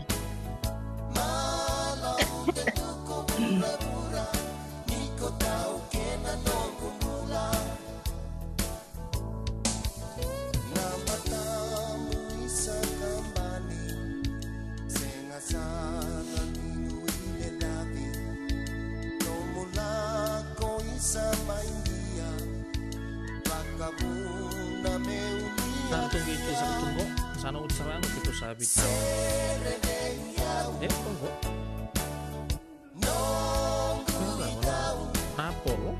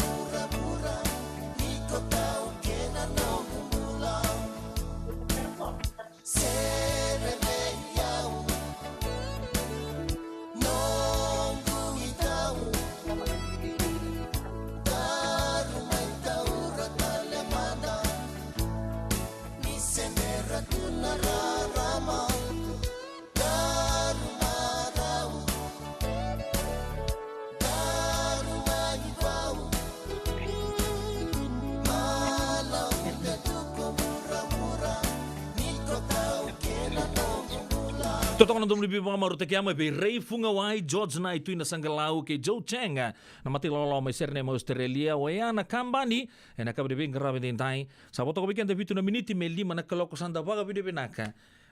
ni rasanga ibu rasa kana marama ndawar ki rasa chume na wani vana kaloko na kabri bing grabe dintai goma birto na suba cancer survivors na nonda itiga budi nonda siamo batikira siamo saranga maiki dan dona marama kilele besar non da penolo monio bici abang bimbin na buturaran di Bingarafi na University di Tiapon di Pasifika misi senggalo ucang sama ibita tali juga non da pulangi era talo takatu nabi karalak durumba na ngona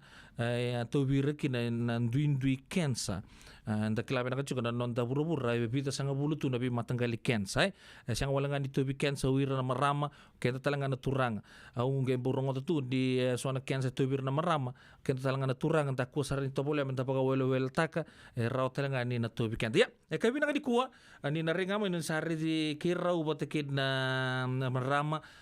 non ta bulangi na kabi ni bingkara batin awa tuguni ngabi na tandra o salome vaoni Entara bitan lo ane kabri bing kerap dintai no berin Kansas na radio bulan dua mata San Francisco matai anda pau beri binata ki salom e pau ni sulian on rangauna anda mai bitan lo taka ki nendo na mati entara bitan lo ana senta no bitan lo no berin Kansas pau bimbi do to bir chunga maramo klani rambulo telanga mai kina ke baka undonu ya me baka kini baka rau anda sana bi baka bulo teki manta merna pau mata la teki ramanta pau mata lai bi kenta non rakor ba sui bei ratori bei ke da bi kamata lai membole tira da sana me da bi kili rau dan ke tomana non da vitalo noa ena ka binani ko salome ni sambulo benak bulan benak pe tomanda o ve bambula ver na bakarorong ti mai rongo da ti na programo na radio bulan dua una ve bakamatala te ki umanda na dango salome virava oni o da butu mai na koro na domoto na deva kandavu pasui mata saulevu na kasaleka kandavu o vakawati sarai na bosa bemana o wabin vinakata na programo na singalevu talini kuani raunyu mai sureti me una tal notak nga bakalaka na vikau la kuturuma yung do vera na ovarian cancer survivor. Bina balik besar membula binaka sama bula tali cungani na cukup baturanga na cukup baturanga lebu rau manikin merama mai na tomoto mai koroisoso membula ngoni turanga tuina tiaba gena mati pa lutu to sarra otala gena cukup baturanga mai nambala non re cukup ngoni turanga tuina kasa ken wo vale lebu mai na korba turanga mai mata sau lebu na buno raba suge na bulo na mai bitan lo bata cukup na mata bindab ya rabawo tsarimbe mana ina bosa salome ni talo taka manda biki mami au kai au kila di sianga ni ngai sudunga mai ni na buru-burunggo satu biki muni no verin cancer adobo mai namba kita boni sangai to biki muni ki dan matingo oni kilabo ka thapa indui tu na biki muni se oni ngoli bolimbula muni lingkarabi se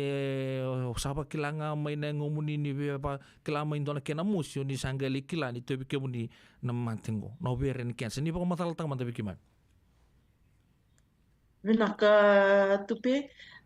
ronon dolu rosa ngabur osa tiku wakila ni sabisau na nunggu na ngongu Sa te kubu bakila na kitengu ni sa te kubu le mai. Sante. Lebu na ngono baka wele takatunga na ngono ngai la ku mikina I val nimbula levo sa ngai mai lo rekina kila ni kero mai sota pati ke buni wa indala sau. Sa ngai te kubu meu sa lo rai ni sa ngai tu kuno kwa ni usa ti ku via una kensa. Matai mandanga na ngono ronga da kina kensa. Kila ni na bakaroronga ti ku mai na mate ngona kensa levo na rerebaka. Lehu na kila na idava na ngone tuku ni kina kensa na kila na idava ni kai na yado mai vendua tobi ko tiku na kensa viau endo na ngone solita li kina viau endo na yalo ni mole Noi, ni kila ni senga ni rawa na vengara membaleta na kensa marota ke ni rawa ni tobi na kensa la kuzuru mana ebesa una ngongu levo era rivia era na numa ni sa bula viwa tu na levo ni kitengo na kena levo so era tukuna ni umbukete batu yo boka vina ka na ngono la ku mikini suba ndona ka undingi ta ka musa la ku mai valembula yo na ngono ngela ku mikini valembula au sa ambere ti na kitengo sa levo tal na kai na ka viau ko ya na vu na ube wa seti ku kina asega ni rara na vika wala ku zuruma na ngono te vi matikin au sa voleka ta sartuene na stage 4 cancer. Yo boka vina ka endua na ka e ko teu tiko. O boka vina ka takana kalu ni sule tu veo indona ala mo boka mbota tiko na ngono tu matikina. Ni tiko indona katu mo rawa ni ngarabi kina. O ne soso mi ni kalu lebo kon ngarabi tiko wal ni mbula lebo wandi kitaka. No la ko mai wal ni mbula mo mai lo rekina. Ang gelo rai sa tiko veo na kensa. Na kensa ni aloka. Una wale bo lome na kensa ni aloka na ngono ke muni sa te musiki na kite muni na ngono ke le lo rei kin nei valimbula levu sa tu ni bike muni ni sa tu sartunga na kena tambana ba sen na level 4 back se sember tu sen ni ba madala tu au sa sibito chukun stage 3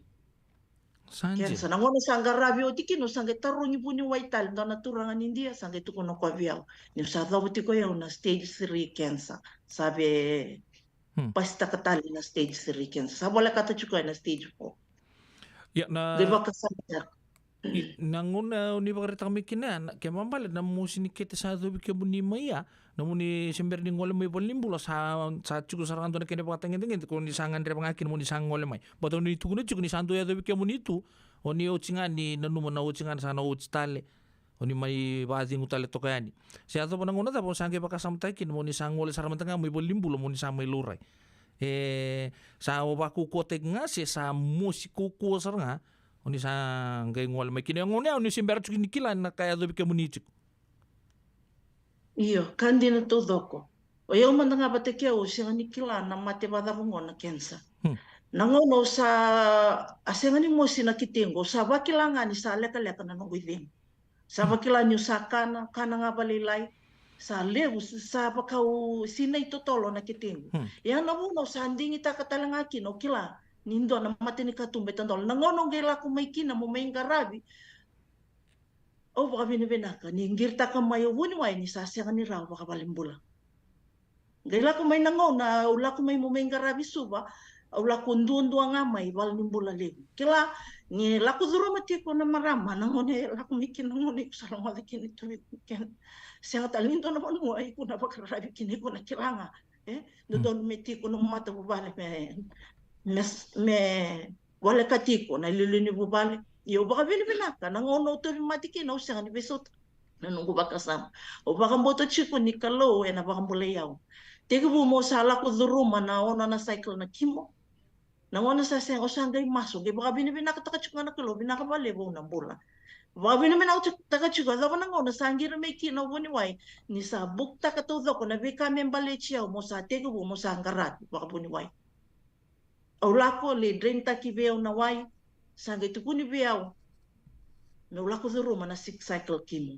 me ulako zuruma na kimo na veka to gortu tu bana me adaba na ngono sanga iseli kin me kota ni veo na mati sanga ni rawa ongo me lako zuruma na mosi na ngono sa lako zuruma kin na kimo on na cycle na kimo lako zurumi kin na mosi Laku zurumikin na tangi. Mira nan raw ni ulung. Au ba bina nakataka na nung kumata bubali ni tuan duriya san. Nangonin nung kumosi, nangonin nung tangi. Kila sa sararair na wekagur sa kila sana siya ni rawa na ilako-lako. Siya ni visa na nung kasama libo nang ono marro itu na bosa ni kado. Sa amin doon raw siya kawalo siya kinitin kavitu. O na siya ni mati, o na bulang ako, natupo na taka-taka binakicho. Tondo tambay kiyo may bale, nangono sa ito, mati tikin. Nung gubale ito nga na bal ni bula, na bengono to ko nangono to tikin na kim. Sala kung tanangaw sa tupo na tiyo nga, nakalong karamay, na pambulay yaw. Toso tiko na nung guvenga ravi bal ni bula, lako talo le, wasia tiko na vikay, ado tiko biyaw, na vibaku rambita kinikay, ado tiko biyaw, nangono sa lako duruma kinapastak. Na cycle na kimo. Na wale usar wiki mene biakan yo sangi siamo chukuma na radio Bulon do Bata ndabi talo chiko bata ke San Lome Pauni ndovir na marama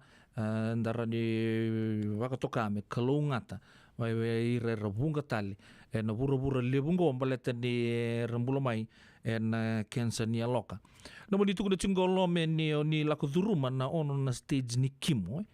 ni roni tuku naman tanga wiki mami kaya misalnya bakili yang waktu itu muna kaya pakai duri be indua nindo lakuduru muna chemotherapy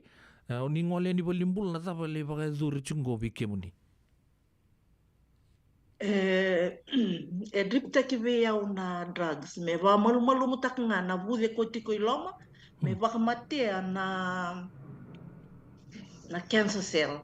vakanga niko vangataka na doda mo suekina na ngarasi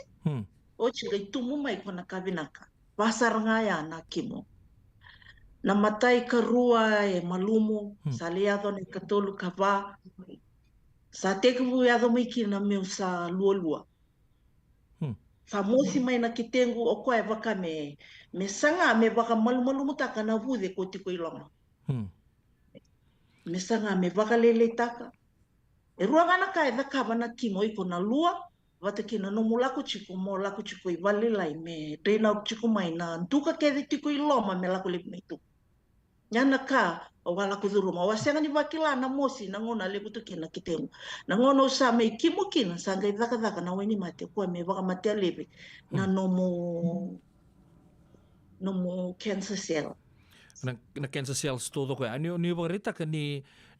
ono na stage ni kimo e via vada na kena mbalabuya na mula kuduruma chuka ono talaga na madawa si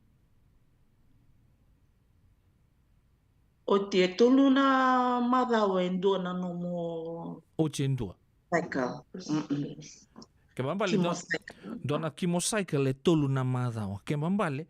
ona ngai baka ono taknga ya ke mbale sa embalabu bina ka tokana kena baka tokana kimo ya ke mbale kena la ko bat sartu kena mosi ni baka ritaka la ko bat tuka do ni lua wate kena sanga itu me flasting ni me ngomuni o ya na cancer cell garabo buna chuko na cancer ni aloka ya do bi kemuni ni uchi na chemotherapy zapatale sanga i tubo tarap o saba kila mai ni sabi binak saranga mi kinengum ni sio ni la kuduru matali bitu tale na radiation ze ta busu taler do ba dur bir na be kemuni ni la kuduru na mbata lili wango awotina nongu kimo sanga i tori tale na nongu nra o CT scan tali ortona rida nga na budi tiko ilo mani sa te kubu me apa bala baleta na ngona sa lebu kina na bude sa bakataltu na vatu na vuna to kimo taka kina merani pakalili taka me beito soyaki merani to kota lebi na bude ko tiko ilo na ngono la kuduru matikina na kabaka tolu kabani kimo sa koko na weni mate taka biya sa bakila ni ndona ngona ya sa mata na weni ngom siya nga baka ndoni bisaw na nung baka mbuta tiko na kalo ni kwa nga na baka mbulayaw kila ni siya nga ni rarawa na kimo na kimo ay soli nga pa na tamata itiko bata kinana na baka mbuta ndala ko talaga ibal ni mbula tutuko na talaga na buniway na nomo baka mbuta nga kila ni ndo na kalo kaya nang karabatiko kwa kila na bikabu ni keda nga membaleti ko ndona ka u vesa utaka na nongo garabikina ruana ka u ndingi taka mo lako batake na nongo garab matai u vesa utaka na nongo bakasama na nongo redia u segani redia o nyoto mati kede kerua o voluta na tobi mati o bosa bana tobi mati membiumbium baleta yau o mbuli mo mai garabi kwaya mo mai daka bana daka kwaya kadibi o mikino mo bakautia na lo mani bubale na ngona utobi mati tiki nonge kirer to tiki vale to tamba ke tiko nge ka do maro tiko ndana sina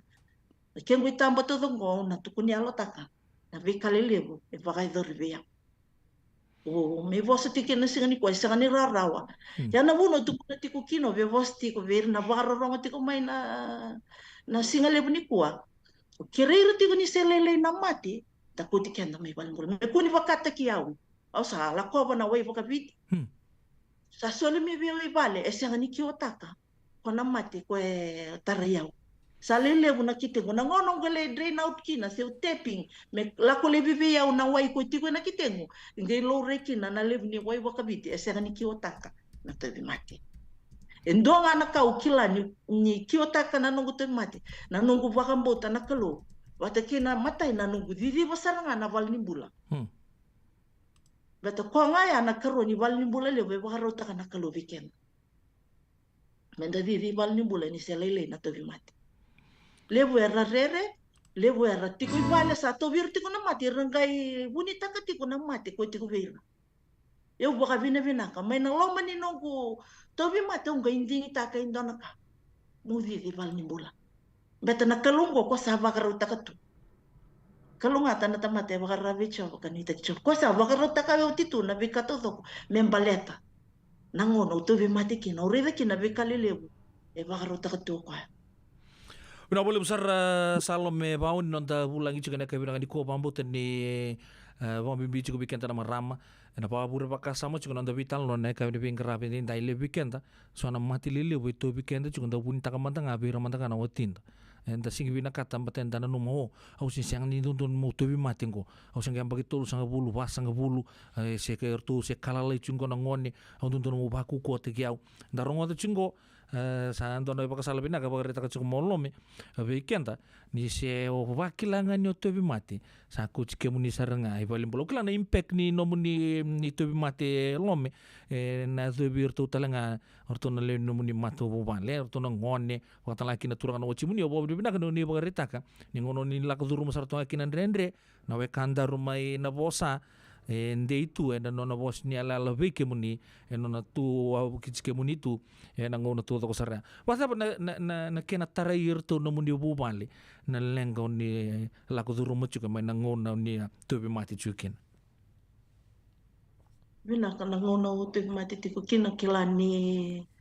na ni rudur bu ko ngone ndondo na lam ni mata bu bali se kala si walu tiko ngarabu tiko mai na lilu ni bu bali ula ku mai mo mai ngarabi wangona nero vital tala o iku laku le sa siriki ko mulak mule ngarabi o sa ngarabi na nongo itavi na lo mani mata bubal sega ni raw kila ni nangona enda mbibu maikina iko nangandre mendo itu ya sam ngai tu na tavi tu me ngarabi na lo mani mata bubal ndona ka ngai mbolekina lo ngai tu na bakaroni ala mo dingo mana be tartala na mo sala ko mikina mengara endona kai suleve ona kalo na boldness na koko amorawa ni la rumah ya na ngona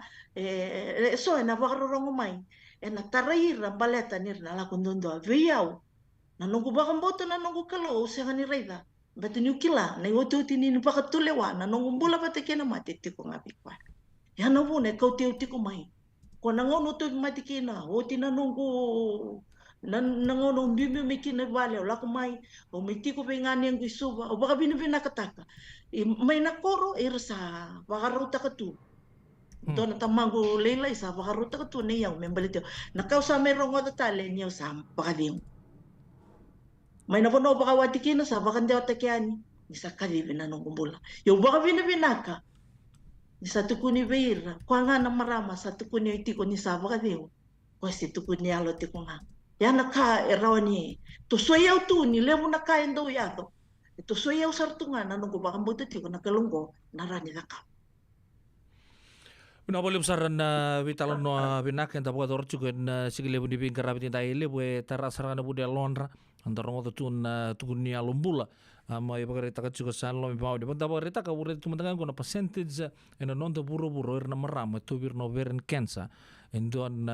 paciente lele sar erndo la kuturu mon na chemotherapy merlimbula telemai aya anda bo bina kan di indon na kene bo di nambula sarnga itu ko patiki kenda ka bina kan ku klan ni bule chu indon nambula ya sau tu to na nomuni ngarabia bata bata la kena dinde na nomuni chu ko bal nimbula mi azo bo ni sanga ni obareta ka chu indon ngone asa nomuni bale tu kana bal nimbula bata bana kena dinde na nomu chu bina nomuni on stage ni kimo ya ni ngai la ko rumah tali bita tal na tesla lai ni sange ba su kai bal tu sange pa kan di taga bikemuni sa oni sanga lalamay na kensa niya lok niya la kuturo mo tumay na tiga bunga ni kena buti may nakitemo ni may na ronon dolu rosa nga bulu lomi. Uti nga nanugu ona na cycle na kimo uti tale tolu se bana madao sa la ko tale mai ko kadi tale mai val nimbula au la ko le CT scan sa la ko mo le tori nanungunra sa tukuni mai via mo sana sele na bulo February karusa nga bulo kandwa ni singa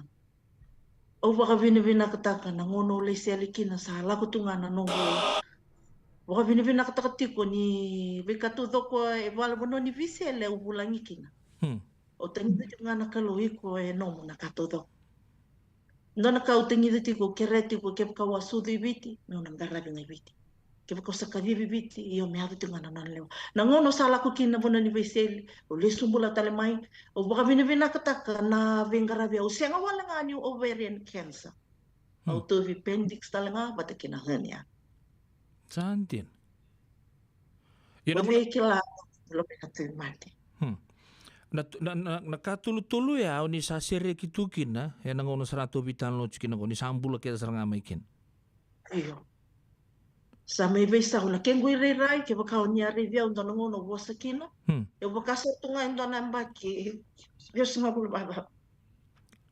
sa kamata sa kambuto mo nambulo kengui rai e lutu na ngongo bakila ni may vale salah ko tunga na baka binivinaka na maso tundur tu yasang unang ni no kuntende ni tu ko na tiko na rival nimbula le unang no ke veti may vale ke veti o ma nganeng to may vale val nimbula le stale mai no la ko mula mai e vai atu na no nguving karabe mai na matay ni kimo ada besar na kaon ni cycle ni kimo e senga ni rawa-rawa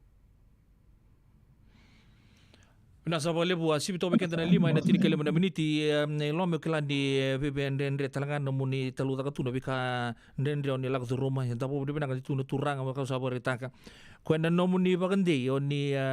rabi tukina ena pingo todo ko sar ka botang laki dan no muni matu wale o ni sambula ta ke ni sambula bina ka sar tunga ngon to bitalon tukina ko kemire di kemuni kemina sin rauma taka ni kemi tukuna ni kemuni ato bi mati me ka ni sa bore taka me ni wondo ngon lela ka sauci ko dindo kemuni labi tan bag sauci uni sapa katali tu ntona rere ni ambaki dio sanga bulu tu nengo muni da sakila bina ngala ko rum na chemotherapy sa mira na ulu gela ko batal tu ke na vi matangali woni mati sul tu be kemuni lebo ndendre sarnga na non rando pa matala ta kana vikar la ko rum pa bimbi na vika oni bagarita ka to mengore ya oni sange mani lai duruma na songo ni santi ku kinai nangononggo arto na suba cancer survival so klanyo kemunindo viva katta kita itu otakir na marama era sambula talanga may na cancer nangononggo oni lay duruma na songo ya na nomo nombula tak ngama sa kelani chukuno no keni songo ya ni sa ombolea mo ni na lay bugkin mo ni parama tigir na marama siang wala ngai suba na be sa ibich to sar se ndue kauti kemuni moni lei suli pakasala na songo pinakango wina kau baka bini kata kana suba cancer survivor baka kina be Maramai velu ta tiko kina. Yung bokalonga ta nyu mai tiko na songo mo. Dona kau mai buli de kina me rau ni vosa. Meu talanota ka nan kengui talanoa na ngono la kuduru makina te mate. Kene karua au bagayalonga ngataki au support ta kita lenga. Baleta ni eu dona mara ore ni tukuna au nunggu bengkarai be utik ngana makete mo support ta kina na lubengu ni bulitiko sa oba bina kana songo ko to buki oba kalipsa. Usenga ni vosa isuwa au vosa mainandi sono vanua au sureti mekina na koro au ba bina ka ni uba mbulai. Betendona ka ngono mbula mekina te mato kerevana kelu. Ke ka se vona kenguyanga me una tuda ke muna tukuna na vika e baka dorvia u iko baka mbuleu mekina au baka iyo tale mona da kapna da kapaka. O kila ni umei tiko na songo go e lebu na ngauna dina ni sianga ni undau lako mai baka lebu tundu unduri asang. To baya lo nganga taki lako mai nambula ni pipa ya lo nganga taki. To somaya ni nanogu i ponto mo lako mai. Baru taki na vika membaleti kimami na baka mbulai mai na tuif mate. Ba maru te kitu na lo kimami. Sianga nambula ni windusi, nambula ni velman, balata na bonga ni mbula. Simbula tiki nonggo se maru te kiti nambula. Mi vena ketungana yalo dona ka baka mimbita kiti ko bekito me maru tiko na lo na vengo na tuto. Socialize mo lako yani dona ka maru taki na kito ndo leitire ni tali tungai na pool. Ngako ko tek tikina. Nakaka na kito kania, lebu na ngona me kito sa kania nakaka na mbula na kaka na roni kau, na boni kau. O yung mananga lebu era ride ora sanga ni makambota ni kengui rei ko. Sa kanga sa binakanga na talo. Kaya ko ba bina katakatu ko na subakian sa survivor. Ni raw ni tu na mula ni bibaya longanga taki. Zaka bata, do bata. Kila ni tiko na do bata. Kila na bosi kilo tiko na sera kana bibaya kalungat taki. Kito bakila ni baka tumbo taki na bingarat.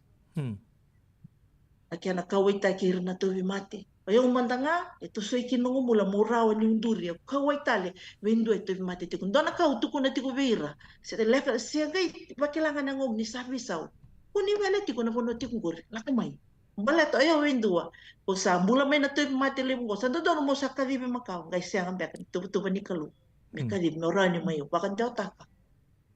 Anong ko baka bulay na mata kanil. Singalibo ni kuha. Una walau besar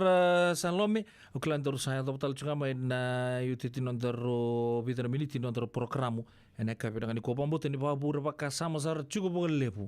Beira na view kan rasanya cukup main radio bulan dua batu nondaro bubale lebu. Bidana kan dan reta raut juga kami dengan ikondo baka reta kolome, ko sari warra kami sa lebu na mati, kan kendo tuntungan di baka lebu na radio bulan dua batu. Na nonton programu ni apalat dia talata kami nak mau stroll tu mandangan ni puni wai ke baka mandangan si siangan itu mati puni wai kerja mau radio manta wango dia nagai eda ni sa ndo ya to main lenga enda sangen do bela ko chuke limbul enda poko di binaka ena buku ni non ratal no binaka bikenda Salome pauni maraman ni na to moto na tiapa mai kandabu rapaus talanga bikito mai na tiapa ni tangi ino mata sao lebu na kabi na kuwa mai non to bulangi chuko era mbula mai na kensa ni loka ando na italo pati rolo na bika era lago tu ruma na chemotherapy ono na ipatangi dengende me adopa ni sa rangai laki testa kitalen sona abi ka membele tene ngonra sarambulo bina ka tuna ngonongo siang wala ngoya anda rongo na hania to bira ke dan dua tali tolu na mati lebu ya embulo maikina na nongo maramakai na ngonan da vital no chukina ene ka bina ni ko lome do manda na no mu ibaka sala wira na marama era na tina wira na era rongo chuma ene ka bina ni ko membele tanga na no nimbula na marama ke na mating go no ovarian cancer na simberni dabo no dar program bene ka bina ni ko na ka tupe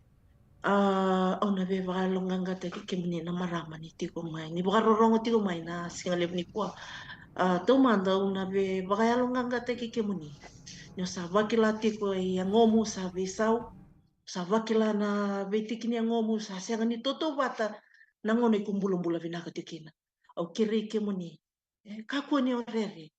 baleta na ngona iko na tora tikina vakambalavu na matingo na cancer ko etoso totolo sa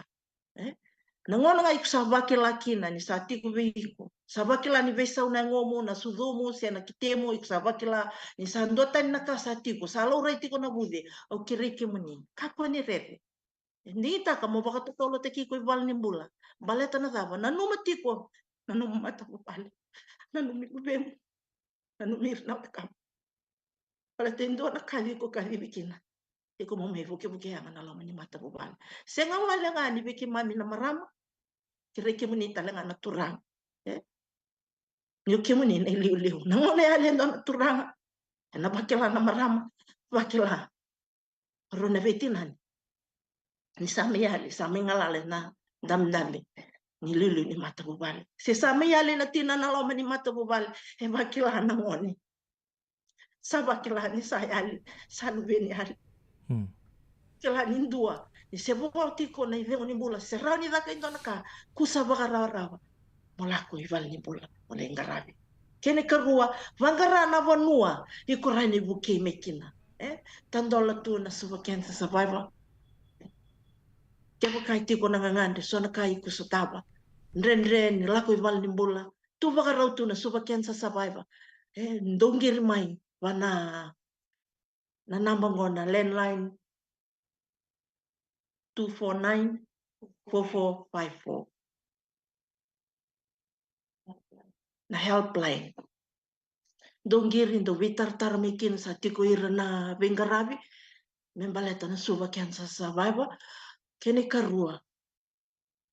ni kaku ni rere kaku ni ovuni taka na kai ko lako rumah iko ngandre vatale indua iko ngandre indua tiko ya samu mena vaya longangata kiko iko ngandre vatale indua sona vanua rao ni ona tarida kinkina kuni ovele taka no mitoka ni tiko ya samu kere bakasala mbaleta yana katu mena tandola viko mapakambulai kaku ni ovuni taka na tobi mate mbaleta na dava Endua nga ng bulan, ni ko sabon ni tako sa kalim sa siyang tali nung gaya susunta. Yan ang nunggu baka salati ko, pero na marama turanga. Iti ko naman tini katumba. Iko siyang ni ranyo, walundondo. Iko nga ndreba, na be linga, mera dondo yan, mera buki ko, na buko ni benga rabi. Kene karua, o na be ba, binakatakatalanga na radio bulan do bata, ni rani baka tarano may bosa. Si benga rabi tiko na, suba cancer survivor. Merongo tiko nandomoy kito na survivor kila ni domoy kito wang mulai mai kito bakila na beka kito la ko rumah na rawa nila bagay ato kai na rawa nila tarayan dua baga rongo tiko rere nila ko mi palimpula duang osa no don misaka dibi makawa se baka taray tiko mo may bosa o kere kaku ni vele kaku ni rere baga totolo mai ni seboti ko na idego ni bulu serao ni kongarabi nakabali Turang kina baramba turbo kina ngone lewa ya sa nonta batan na vital noya na kabri binga rabin tai na radio bulan do bata nonta bulan ni salom me pauni me talon takan na bika lago de ruma maraban na tomo to na tepa mai kandabu rabaus talangai kandabu mata sau lebu ra bawati sarra na mai beman mai na bosa anda bitana kanda bulita na singlebi na kaniko matai Kasa raba retaka, da satu mati nga sendang kebo ruba kila, enta bisa udah ngon tentang ngoli palimbula, da bawa dia bilang katalenga, nanor tu umbula bawa bubal, nanor tu tura bita tu, nanor tu nau, nangon lagu tu rumi tu kira nan rendre,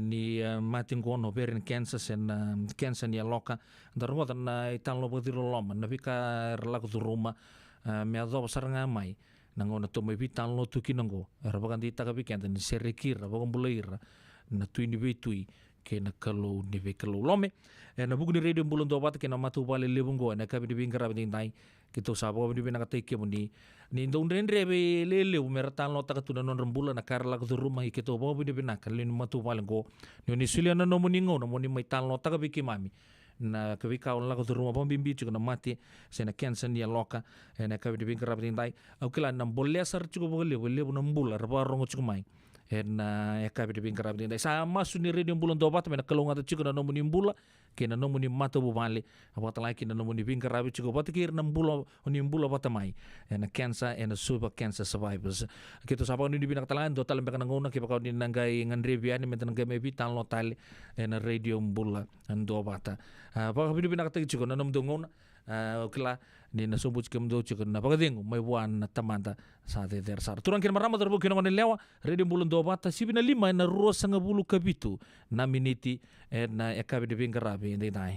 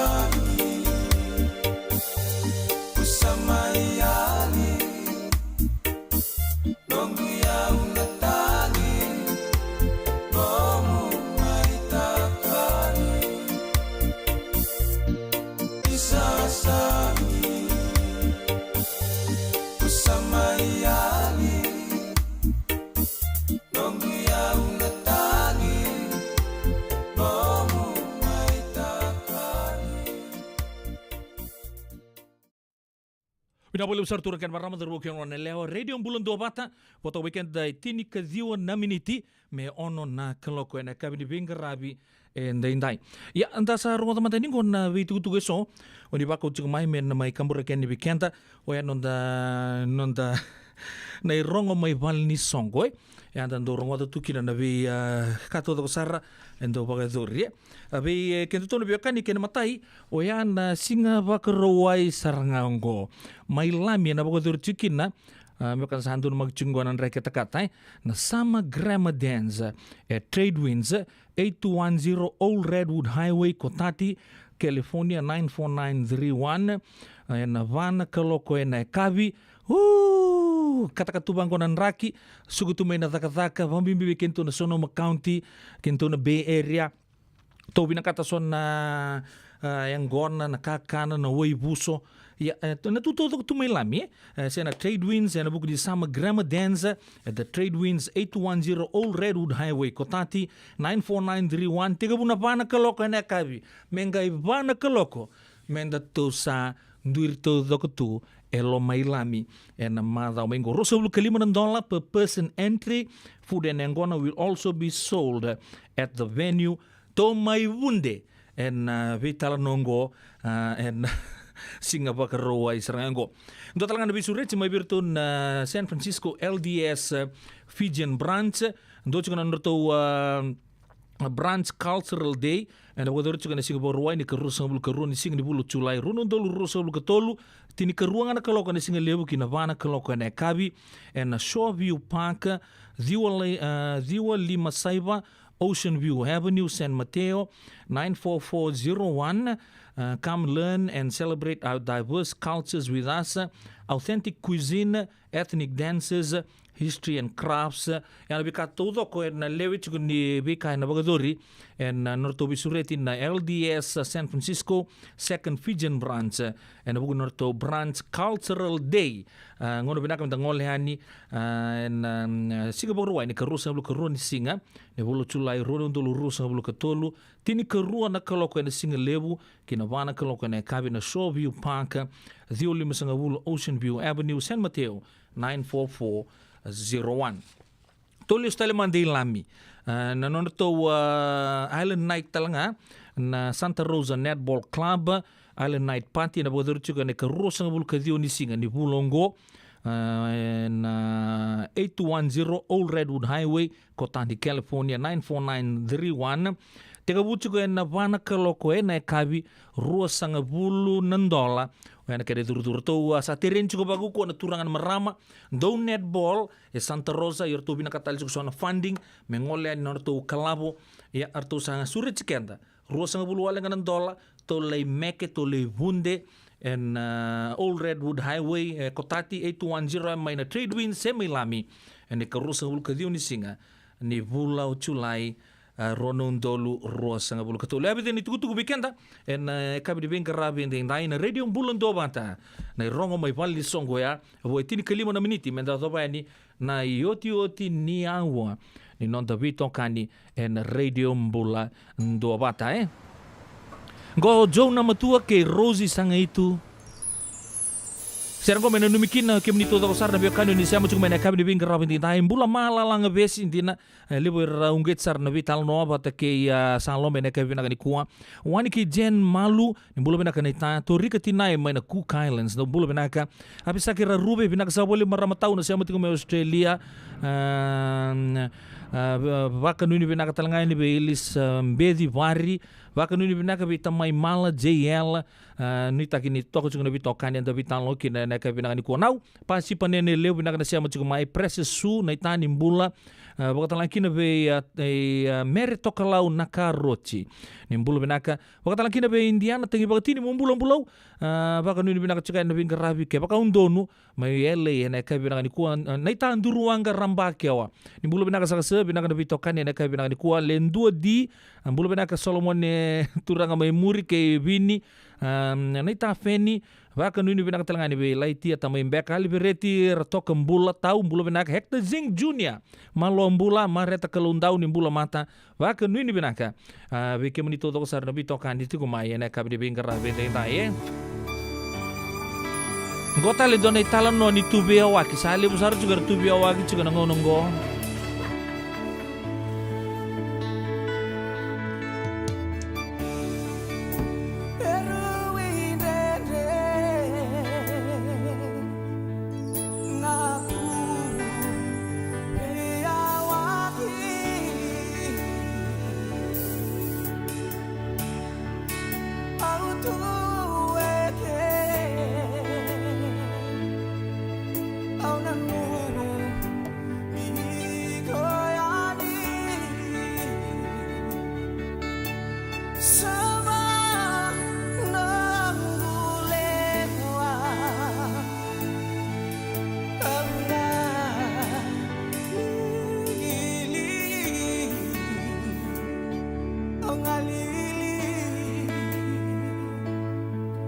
Baby, can you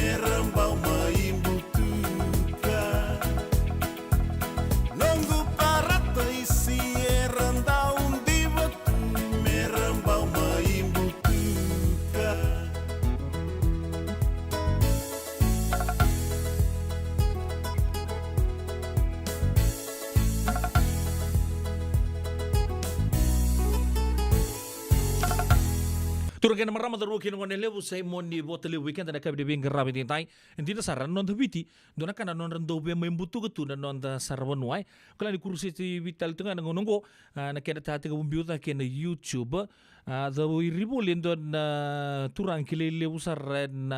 kena ndo baka topoli tu na vi kakana duin so na vi matini tu endo na food blogger travel food blogger o Mark Wins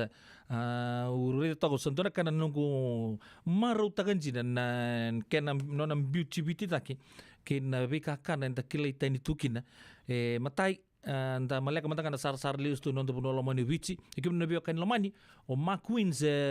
tigo na nona YouTube channel na turango raun ngai sar tukina lebutala sar paista tu na vika so lebu sar ngai tu ni chukini bebia bakai promote ke cukup bakal lebu na sana buku turango te lebu kena tahu ni toto kami no sorry boleh tan turanga raw kata kata cukup Andy Blake na nona SS ya Andy Blake bata ke Mark Wins santura kan toto kan di production room bita bata na tiga busaranga main lomani market lebu main no sorry dona maramaya lei kana kokonda sarkina baka talakina na kuita baka lolo kena kai koso baka soso ngai ngole na lako na matu bale na rainima ke baka undonu na koro baka turang on muka mai na kelo mai te lebu ortole topole sarkina na turango oya na baka lolo kile tani kina na SSO ya mai na kelo wakatalaki na kurturanga levo suba dona polikana ngole liskino ya au gai reta la mataka ni ko sa dua tale na karua ni edition ni vika sa fokus wakatamba kindu abira na wekanta na India mai na nonda puno bici na kena raka na roti kari kena pe matangale ro atega bumbe ke baka undun sama bulan na Samzan restaurant ninge pandun de geumanta o charo ngole wakando na vale ni mateni tu sa wala katana ngangni reisi lebu mai no suri dotala restaurant ika sa baka matalau na baka sarabatu bici bitaranga na mape na turanga ngo ka bo gere tong mantanga na sa bola katal ni en lomanga ni runa singa sa bola katal tuni bimaman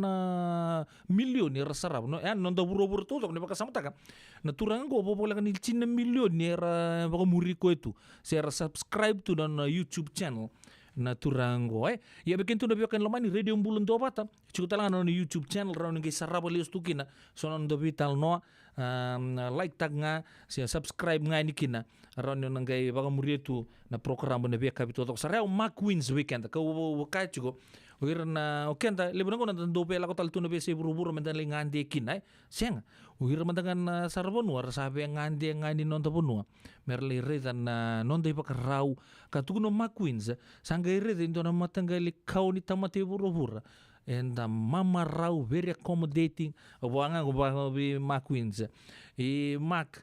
normal tu na nito DNA gore na baka maru tegir tu na wekanta ta siang mantangan wiki lain ta kadibir non vale non dubi vale dale kana bategir da mode da be maru tagitu ya bida chukuna edition en bita tagi chuka di na turango ya o bo bina kan ni to sasanga chuka ba ko na matin tu na kena bu no taki na non da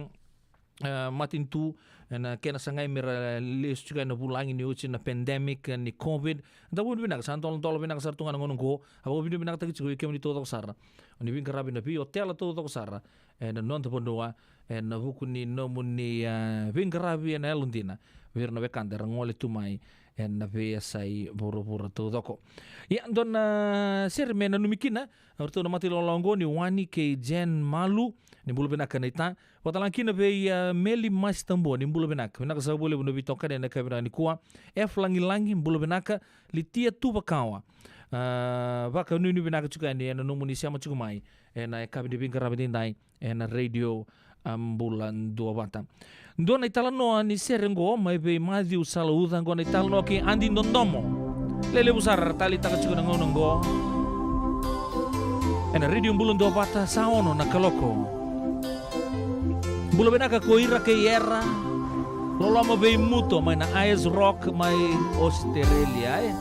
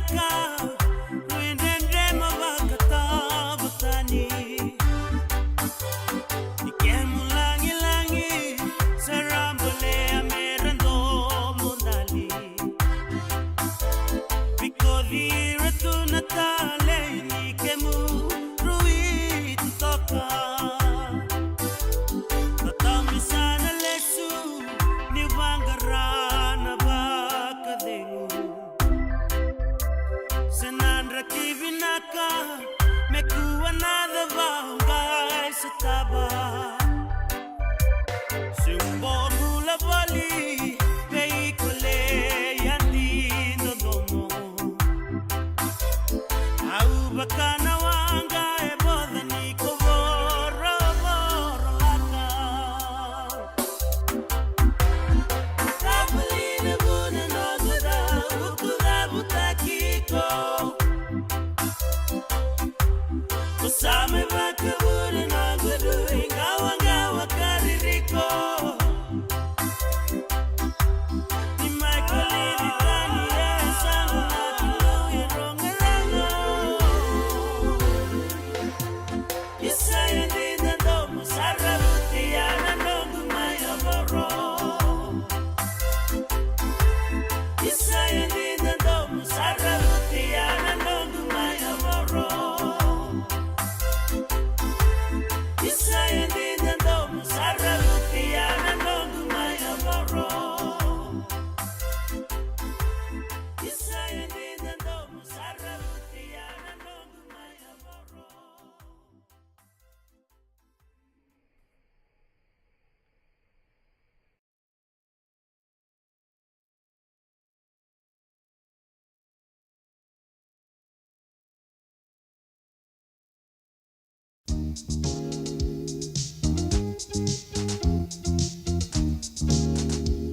Masese, masese, masese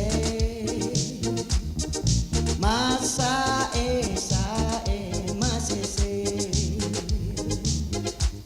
Tabaco, tabaco, tabaco Tabaco, tabaco Yangona, yangona, yangona Yanga ona, yangona Ausara rawa, rarawa koyau Rarawa koyau, rarawa koyau Ausara rawa, rarawa, rarawa koyau Ni mateni karatu Ausara rawa, rarawa koyau Rarawa koyau Rarawa koyau, ausara rawa, rarawa, rarawa koyau Ni mateni karatu Yangona, yangona, yangona Yanga ona, yangona Tabaco, tabaco, tabaco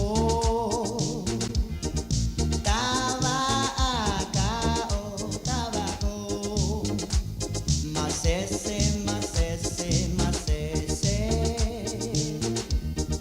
Masa masese Ausara rawa, rarawa koyau Rarawa koyau Rarawa koyau Ausakai rarawa, rarawa, rarawa bakaleu koyau Ni mateni karatu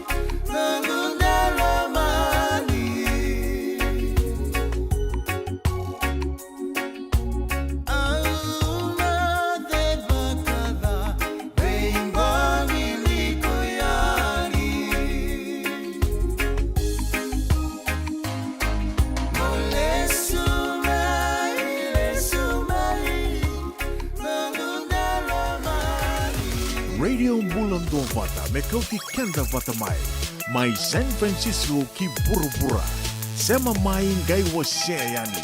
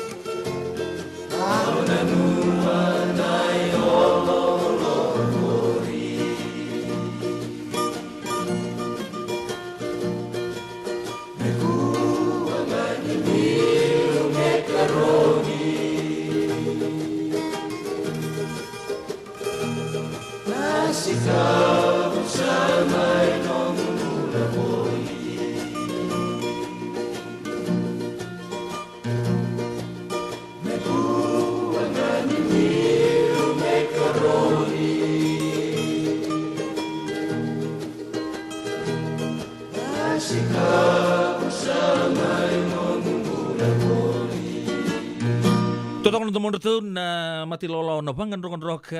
ni sangka di weekend so sambil tisu besar cungai nunggu non relaga lagu dir loloma so ngol le moira so ngol le bonotani so era de wirtu ngai supa era bimbiu tu supa era tu ngai supa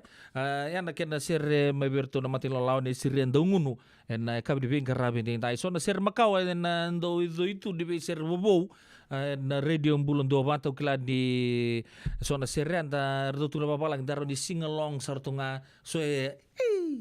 so saranga sokunu saranga ba sori so sabi nakat saramen reta maina di bingkar rabi wata kina nonang gita mepakan saya kabi cukup weekend so na ser bobo so na ser makawa daw ni tomatu ni bingkar rabi en radio ambula dua bata si bitoko weekend na ono en rusa nga bulu na miniti dina sara koira ke era mayo Australia kando na do bingkar rabi tu no mai subango sai rusimbola tale mai tonga dorka koira non sa mistake o munitu muto kerto to sarna mu geng se suba serra ukla na coach ke muni ba bolak sarnga mai na korturanga nang ngonongo ya sahaba kan ni binak tuyan di be kemni to sarna be kani asip to be kenta no na ros ngabulu kendu na miniti le betal kan kanta era maru ta chuni ko na non resingin su do rele sumandanga en bukun ni vei turanga maramarongo e non rasinga ni sudu ni kuana katini kando ni singa ni bulo chulai karena rau singa ni sudu bata ke bakan rau e bakakina ke mamisaba ka happy birthday ni bikemuni na le ni matu wali ni radio bulan do bata menon do noa American rau singa ni sudu bata ke nando na fashion designer rongo le busar senga wale nga na isulu na ibakamboi o Giorgio Armani ke bakon ni nangolen be proud zumbe ka se be tapus na red na boso na a na ra na ma a na i Armani ARMANA Giorgio Armani andona turanga ni Italingo andona fashion designer era sudo na katini kando ni singa na singa ni kuwa na tini kadi watolu sanga bulu kapa mai Pienza mai Itali saramba ki wolu sanga bulu kadi na turanga ngo tuguni ni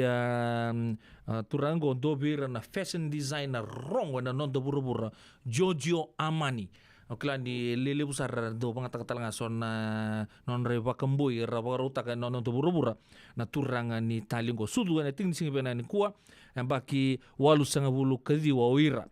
ndo talen turanga ngo presidente ke American non ka ono ni presidente ke America sixth US president sudu talanga na ting ni singa binaka ni kuwa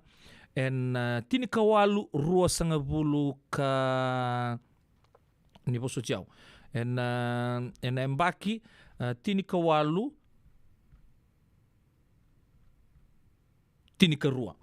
na turangango anga mai kaono ni presidente ke Australia o ni bosot ni Amerika wele o John Quincy Adams na kaon ni US president era maru takatalanga ni kuana non ra sig ni sudu ndina ni rasama imbiu cikenda na turangango nan duan na ngau na makausar non ra presidential term o ya mai na kavani sig ni bulo machi tini kawalu rosa bulu kalima kene kavani sig ni machi tini kawalu rosa bulu kadio kembale pana bagi non rabing karabi ucingana ira susomita ki James Monroe na kalima ni presidente ni uci non rabing karabi as the sixth president sanga ngole mayo Andrew Jackson ya nakanga ube bangande te kende kina nrau sig ni sudu bata tu ni kuwa kene kaono ni presidente John Adams ni Amerika kene ndona turanga kelele bo nambutura rani fashion designing o ya Giorgio Armani ya keba kono bataronga sonna be tugu sia mati kina tigi ni singa binaka ni kuwa ono tugu na bikemu ni so keba kan rawa Ronaldo Rosulu ketolu main na vuli ku ke India ni kuwa ramati kina elewe rosa ngabul mai Himachal Pradesh ka tugu ni ngoa na buku chunga ni ndona na bu malengo sisinga ngele orto mati kina na tigi ni singa binaka ni kuwa na Ronaldo rosa ngabulu ketolu ndo talengan itugu weekenda oyan Ronaldo rosa bulu kanduang ko bati ba duri chiko na Wimbledon tennis so kala le weekenda enda baga murie chiko ni kuwa wini takakina na turanga ngo Novak Djokovic ndo tale na nona Grand Slam title na 2021 na buru ningito ya na tennis ye kabakata lagi na kibaka nabaka taronga so tale na itugu nduanga oyana nona nganga talanga ni kuwa Serena Williams 2015 andona ndongito tennis talanga na nonda buru ya ngona vikato ko sara siama tunga kina tingin ni singi binanga ni kuwa kebaka ona kuchi kenda sara nangona baka Roma nangona na early records in nonda buru vango na itugu ya to mai kina ka ureda ni so somitaki sa value tagini kuwa o Emperor Pius mai Roma en nanduan embakingo 138 kento sama ichigungo na 2023 138 Antonio Pius succeeds Hadrian as the Emperor of Rome yan ngona sarea en 138 ken sona vital noya usange kutanga me bikenta en vidanga na embakisang yotingo sibina ono en rosa ngabulu kadiwa na miniti ndona sermena numini kine orto na mati lolongo mbulu benaka be casting ne yau mai American Samoa benaka na sia mo mai Samoa baka Amerike ene ka benaka ni kuwa emali raseru ni mbulu benaka baka talaki be Irina Tema William Siri ke na nomuni matu pale Seru simbola tali mai tonga kuira ke era mbulu benaka watalaki na bendevo di mbulu benaka sana numitu ni na marama lebungo mai na Moraga Hill se mai Moraga Oile o di lady di ndo na marama nimba ungo ndo siamo tu mai na via kapito to sara waka nuni benaka nui tagi ni to toka chuko na vito kani na yakabi ni bingarabi ende indai ya na radio mbulu ndo pata ko sabore taka chuko na ngai chuko na bingarabi vitu na kaloko na yakabi na ni bingarabi ende indai surcir tu na mati lawa ni baka pala ngunu mai Wellington ngondo na sere mai virto na sening tawon indele indoki na koko ni vitala nongo soy lua soy nro indua na mbili certundo papa la taka mai Wellington mai New Zealand jorto na Waterside ze oile ayawa songo ya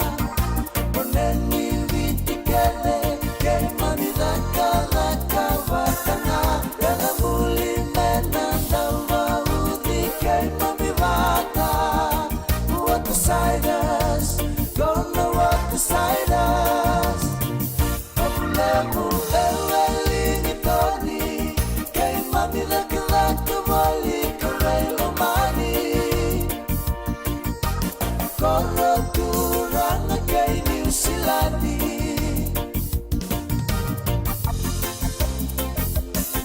Isong-songo kay makanaway kay lesi-lesi. Sa ijaw na wati na presidenti Nandi na una kenay ramuti Kay mamikilatu Kenay tau kay naturang ratu Sinawale na ni presidenti Kilay talengan ni rachambeni Unuyang na kay nakinambeleti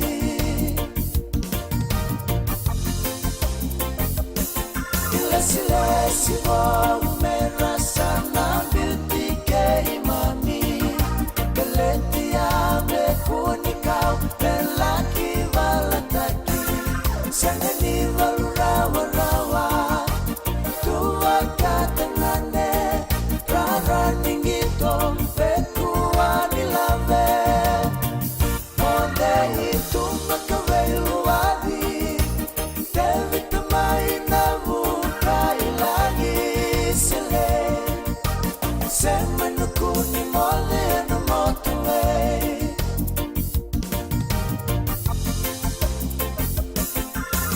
Leuni mateni era sandui wakila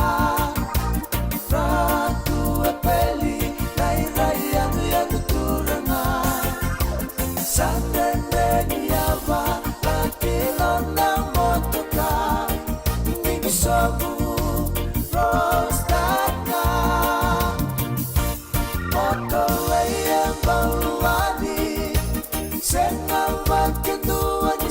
Sekali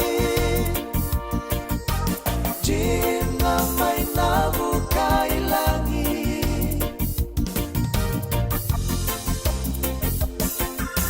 Pita may modilaw Rawawang na matanga Kaini araw Gailuan na namotoka Ebaw luwa kunawi Taraw sesemelay singani Ay tomo, makaturang may garani Babuduan na mileti Pumay mangadali na rawata Kay kunay ninong ramileti na marama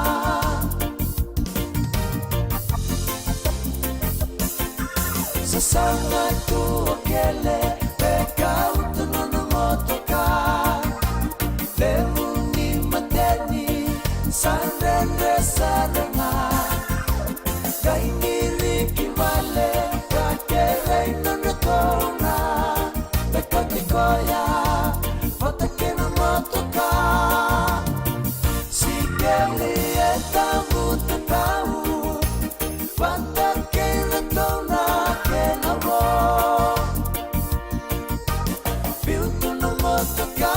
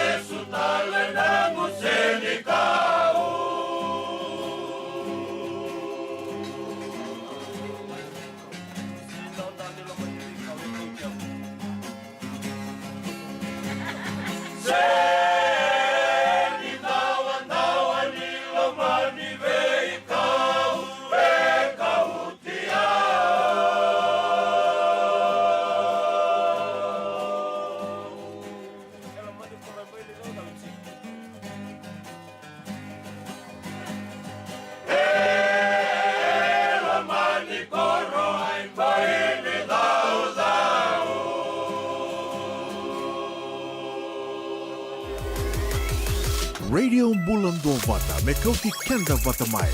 Mai San Francisco ki Burubura Sema mai ngai waseani.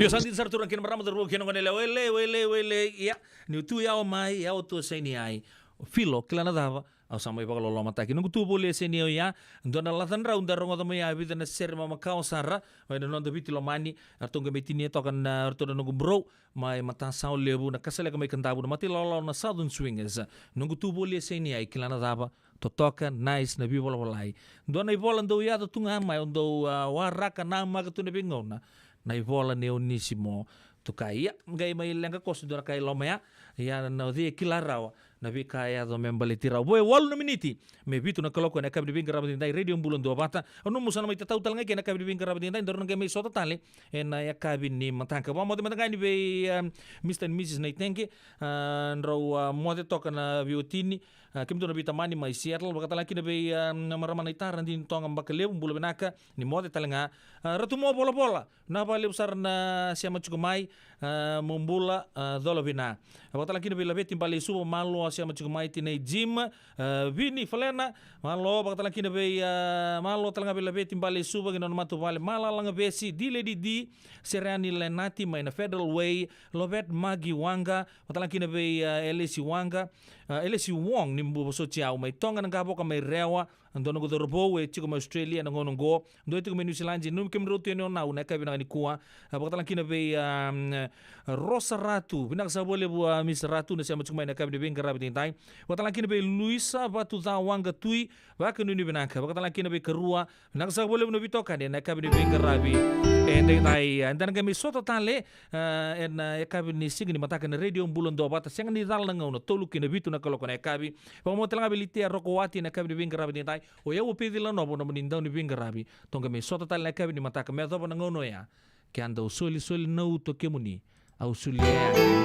me no moni me dobo na ngono katarabu ni boga dingo binaka isamo de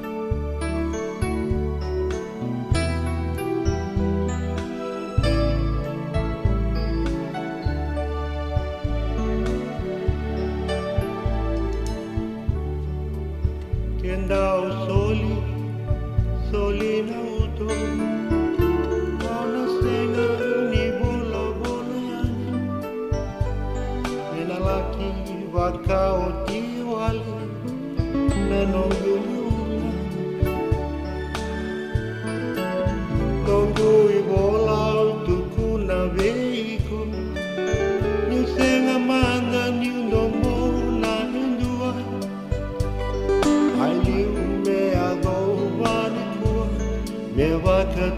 kiko nakawalenga bertukuna nusenga manda nyundomo na endua mai liume adowa nikua mebakata kiko mona numande waki elom venga una nondu ikatau Anandau masulaka tunga Wombula marau Betawa sei sambalentiko taundunga Como ele dava nanondundomo Begiko e besinga Galadava au wakaya dora uninomu wakasuka Erai rai Nikola kimariko enaki uikarua Nakawale na metukuna Nisenga manga nindomo na ilua Mai liu Neado vanikua nevakata kiko Bona numanje waki elomu Venga una ninondu ikatau Ginandau masulaki nianga Modola marau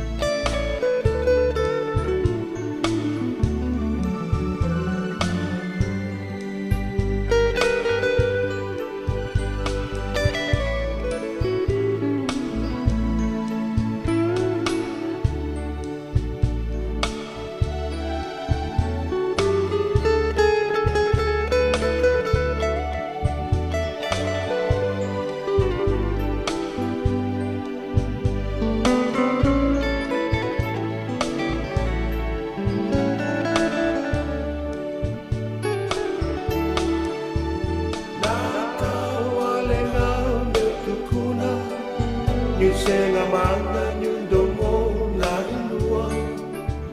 Mai liu mea doa nikua Mevakata kiko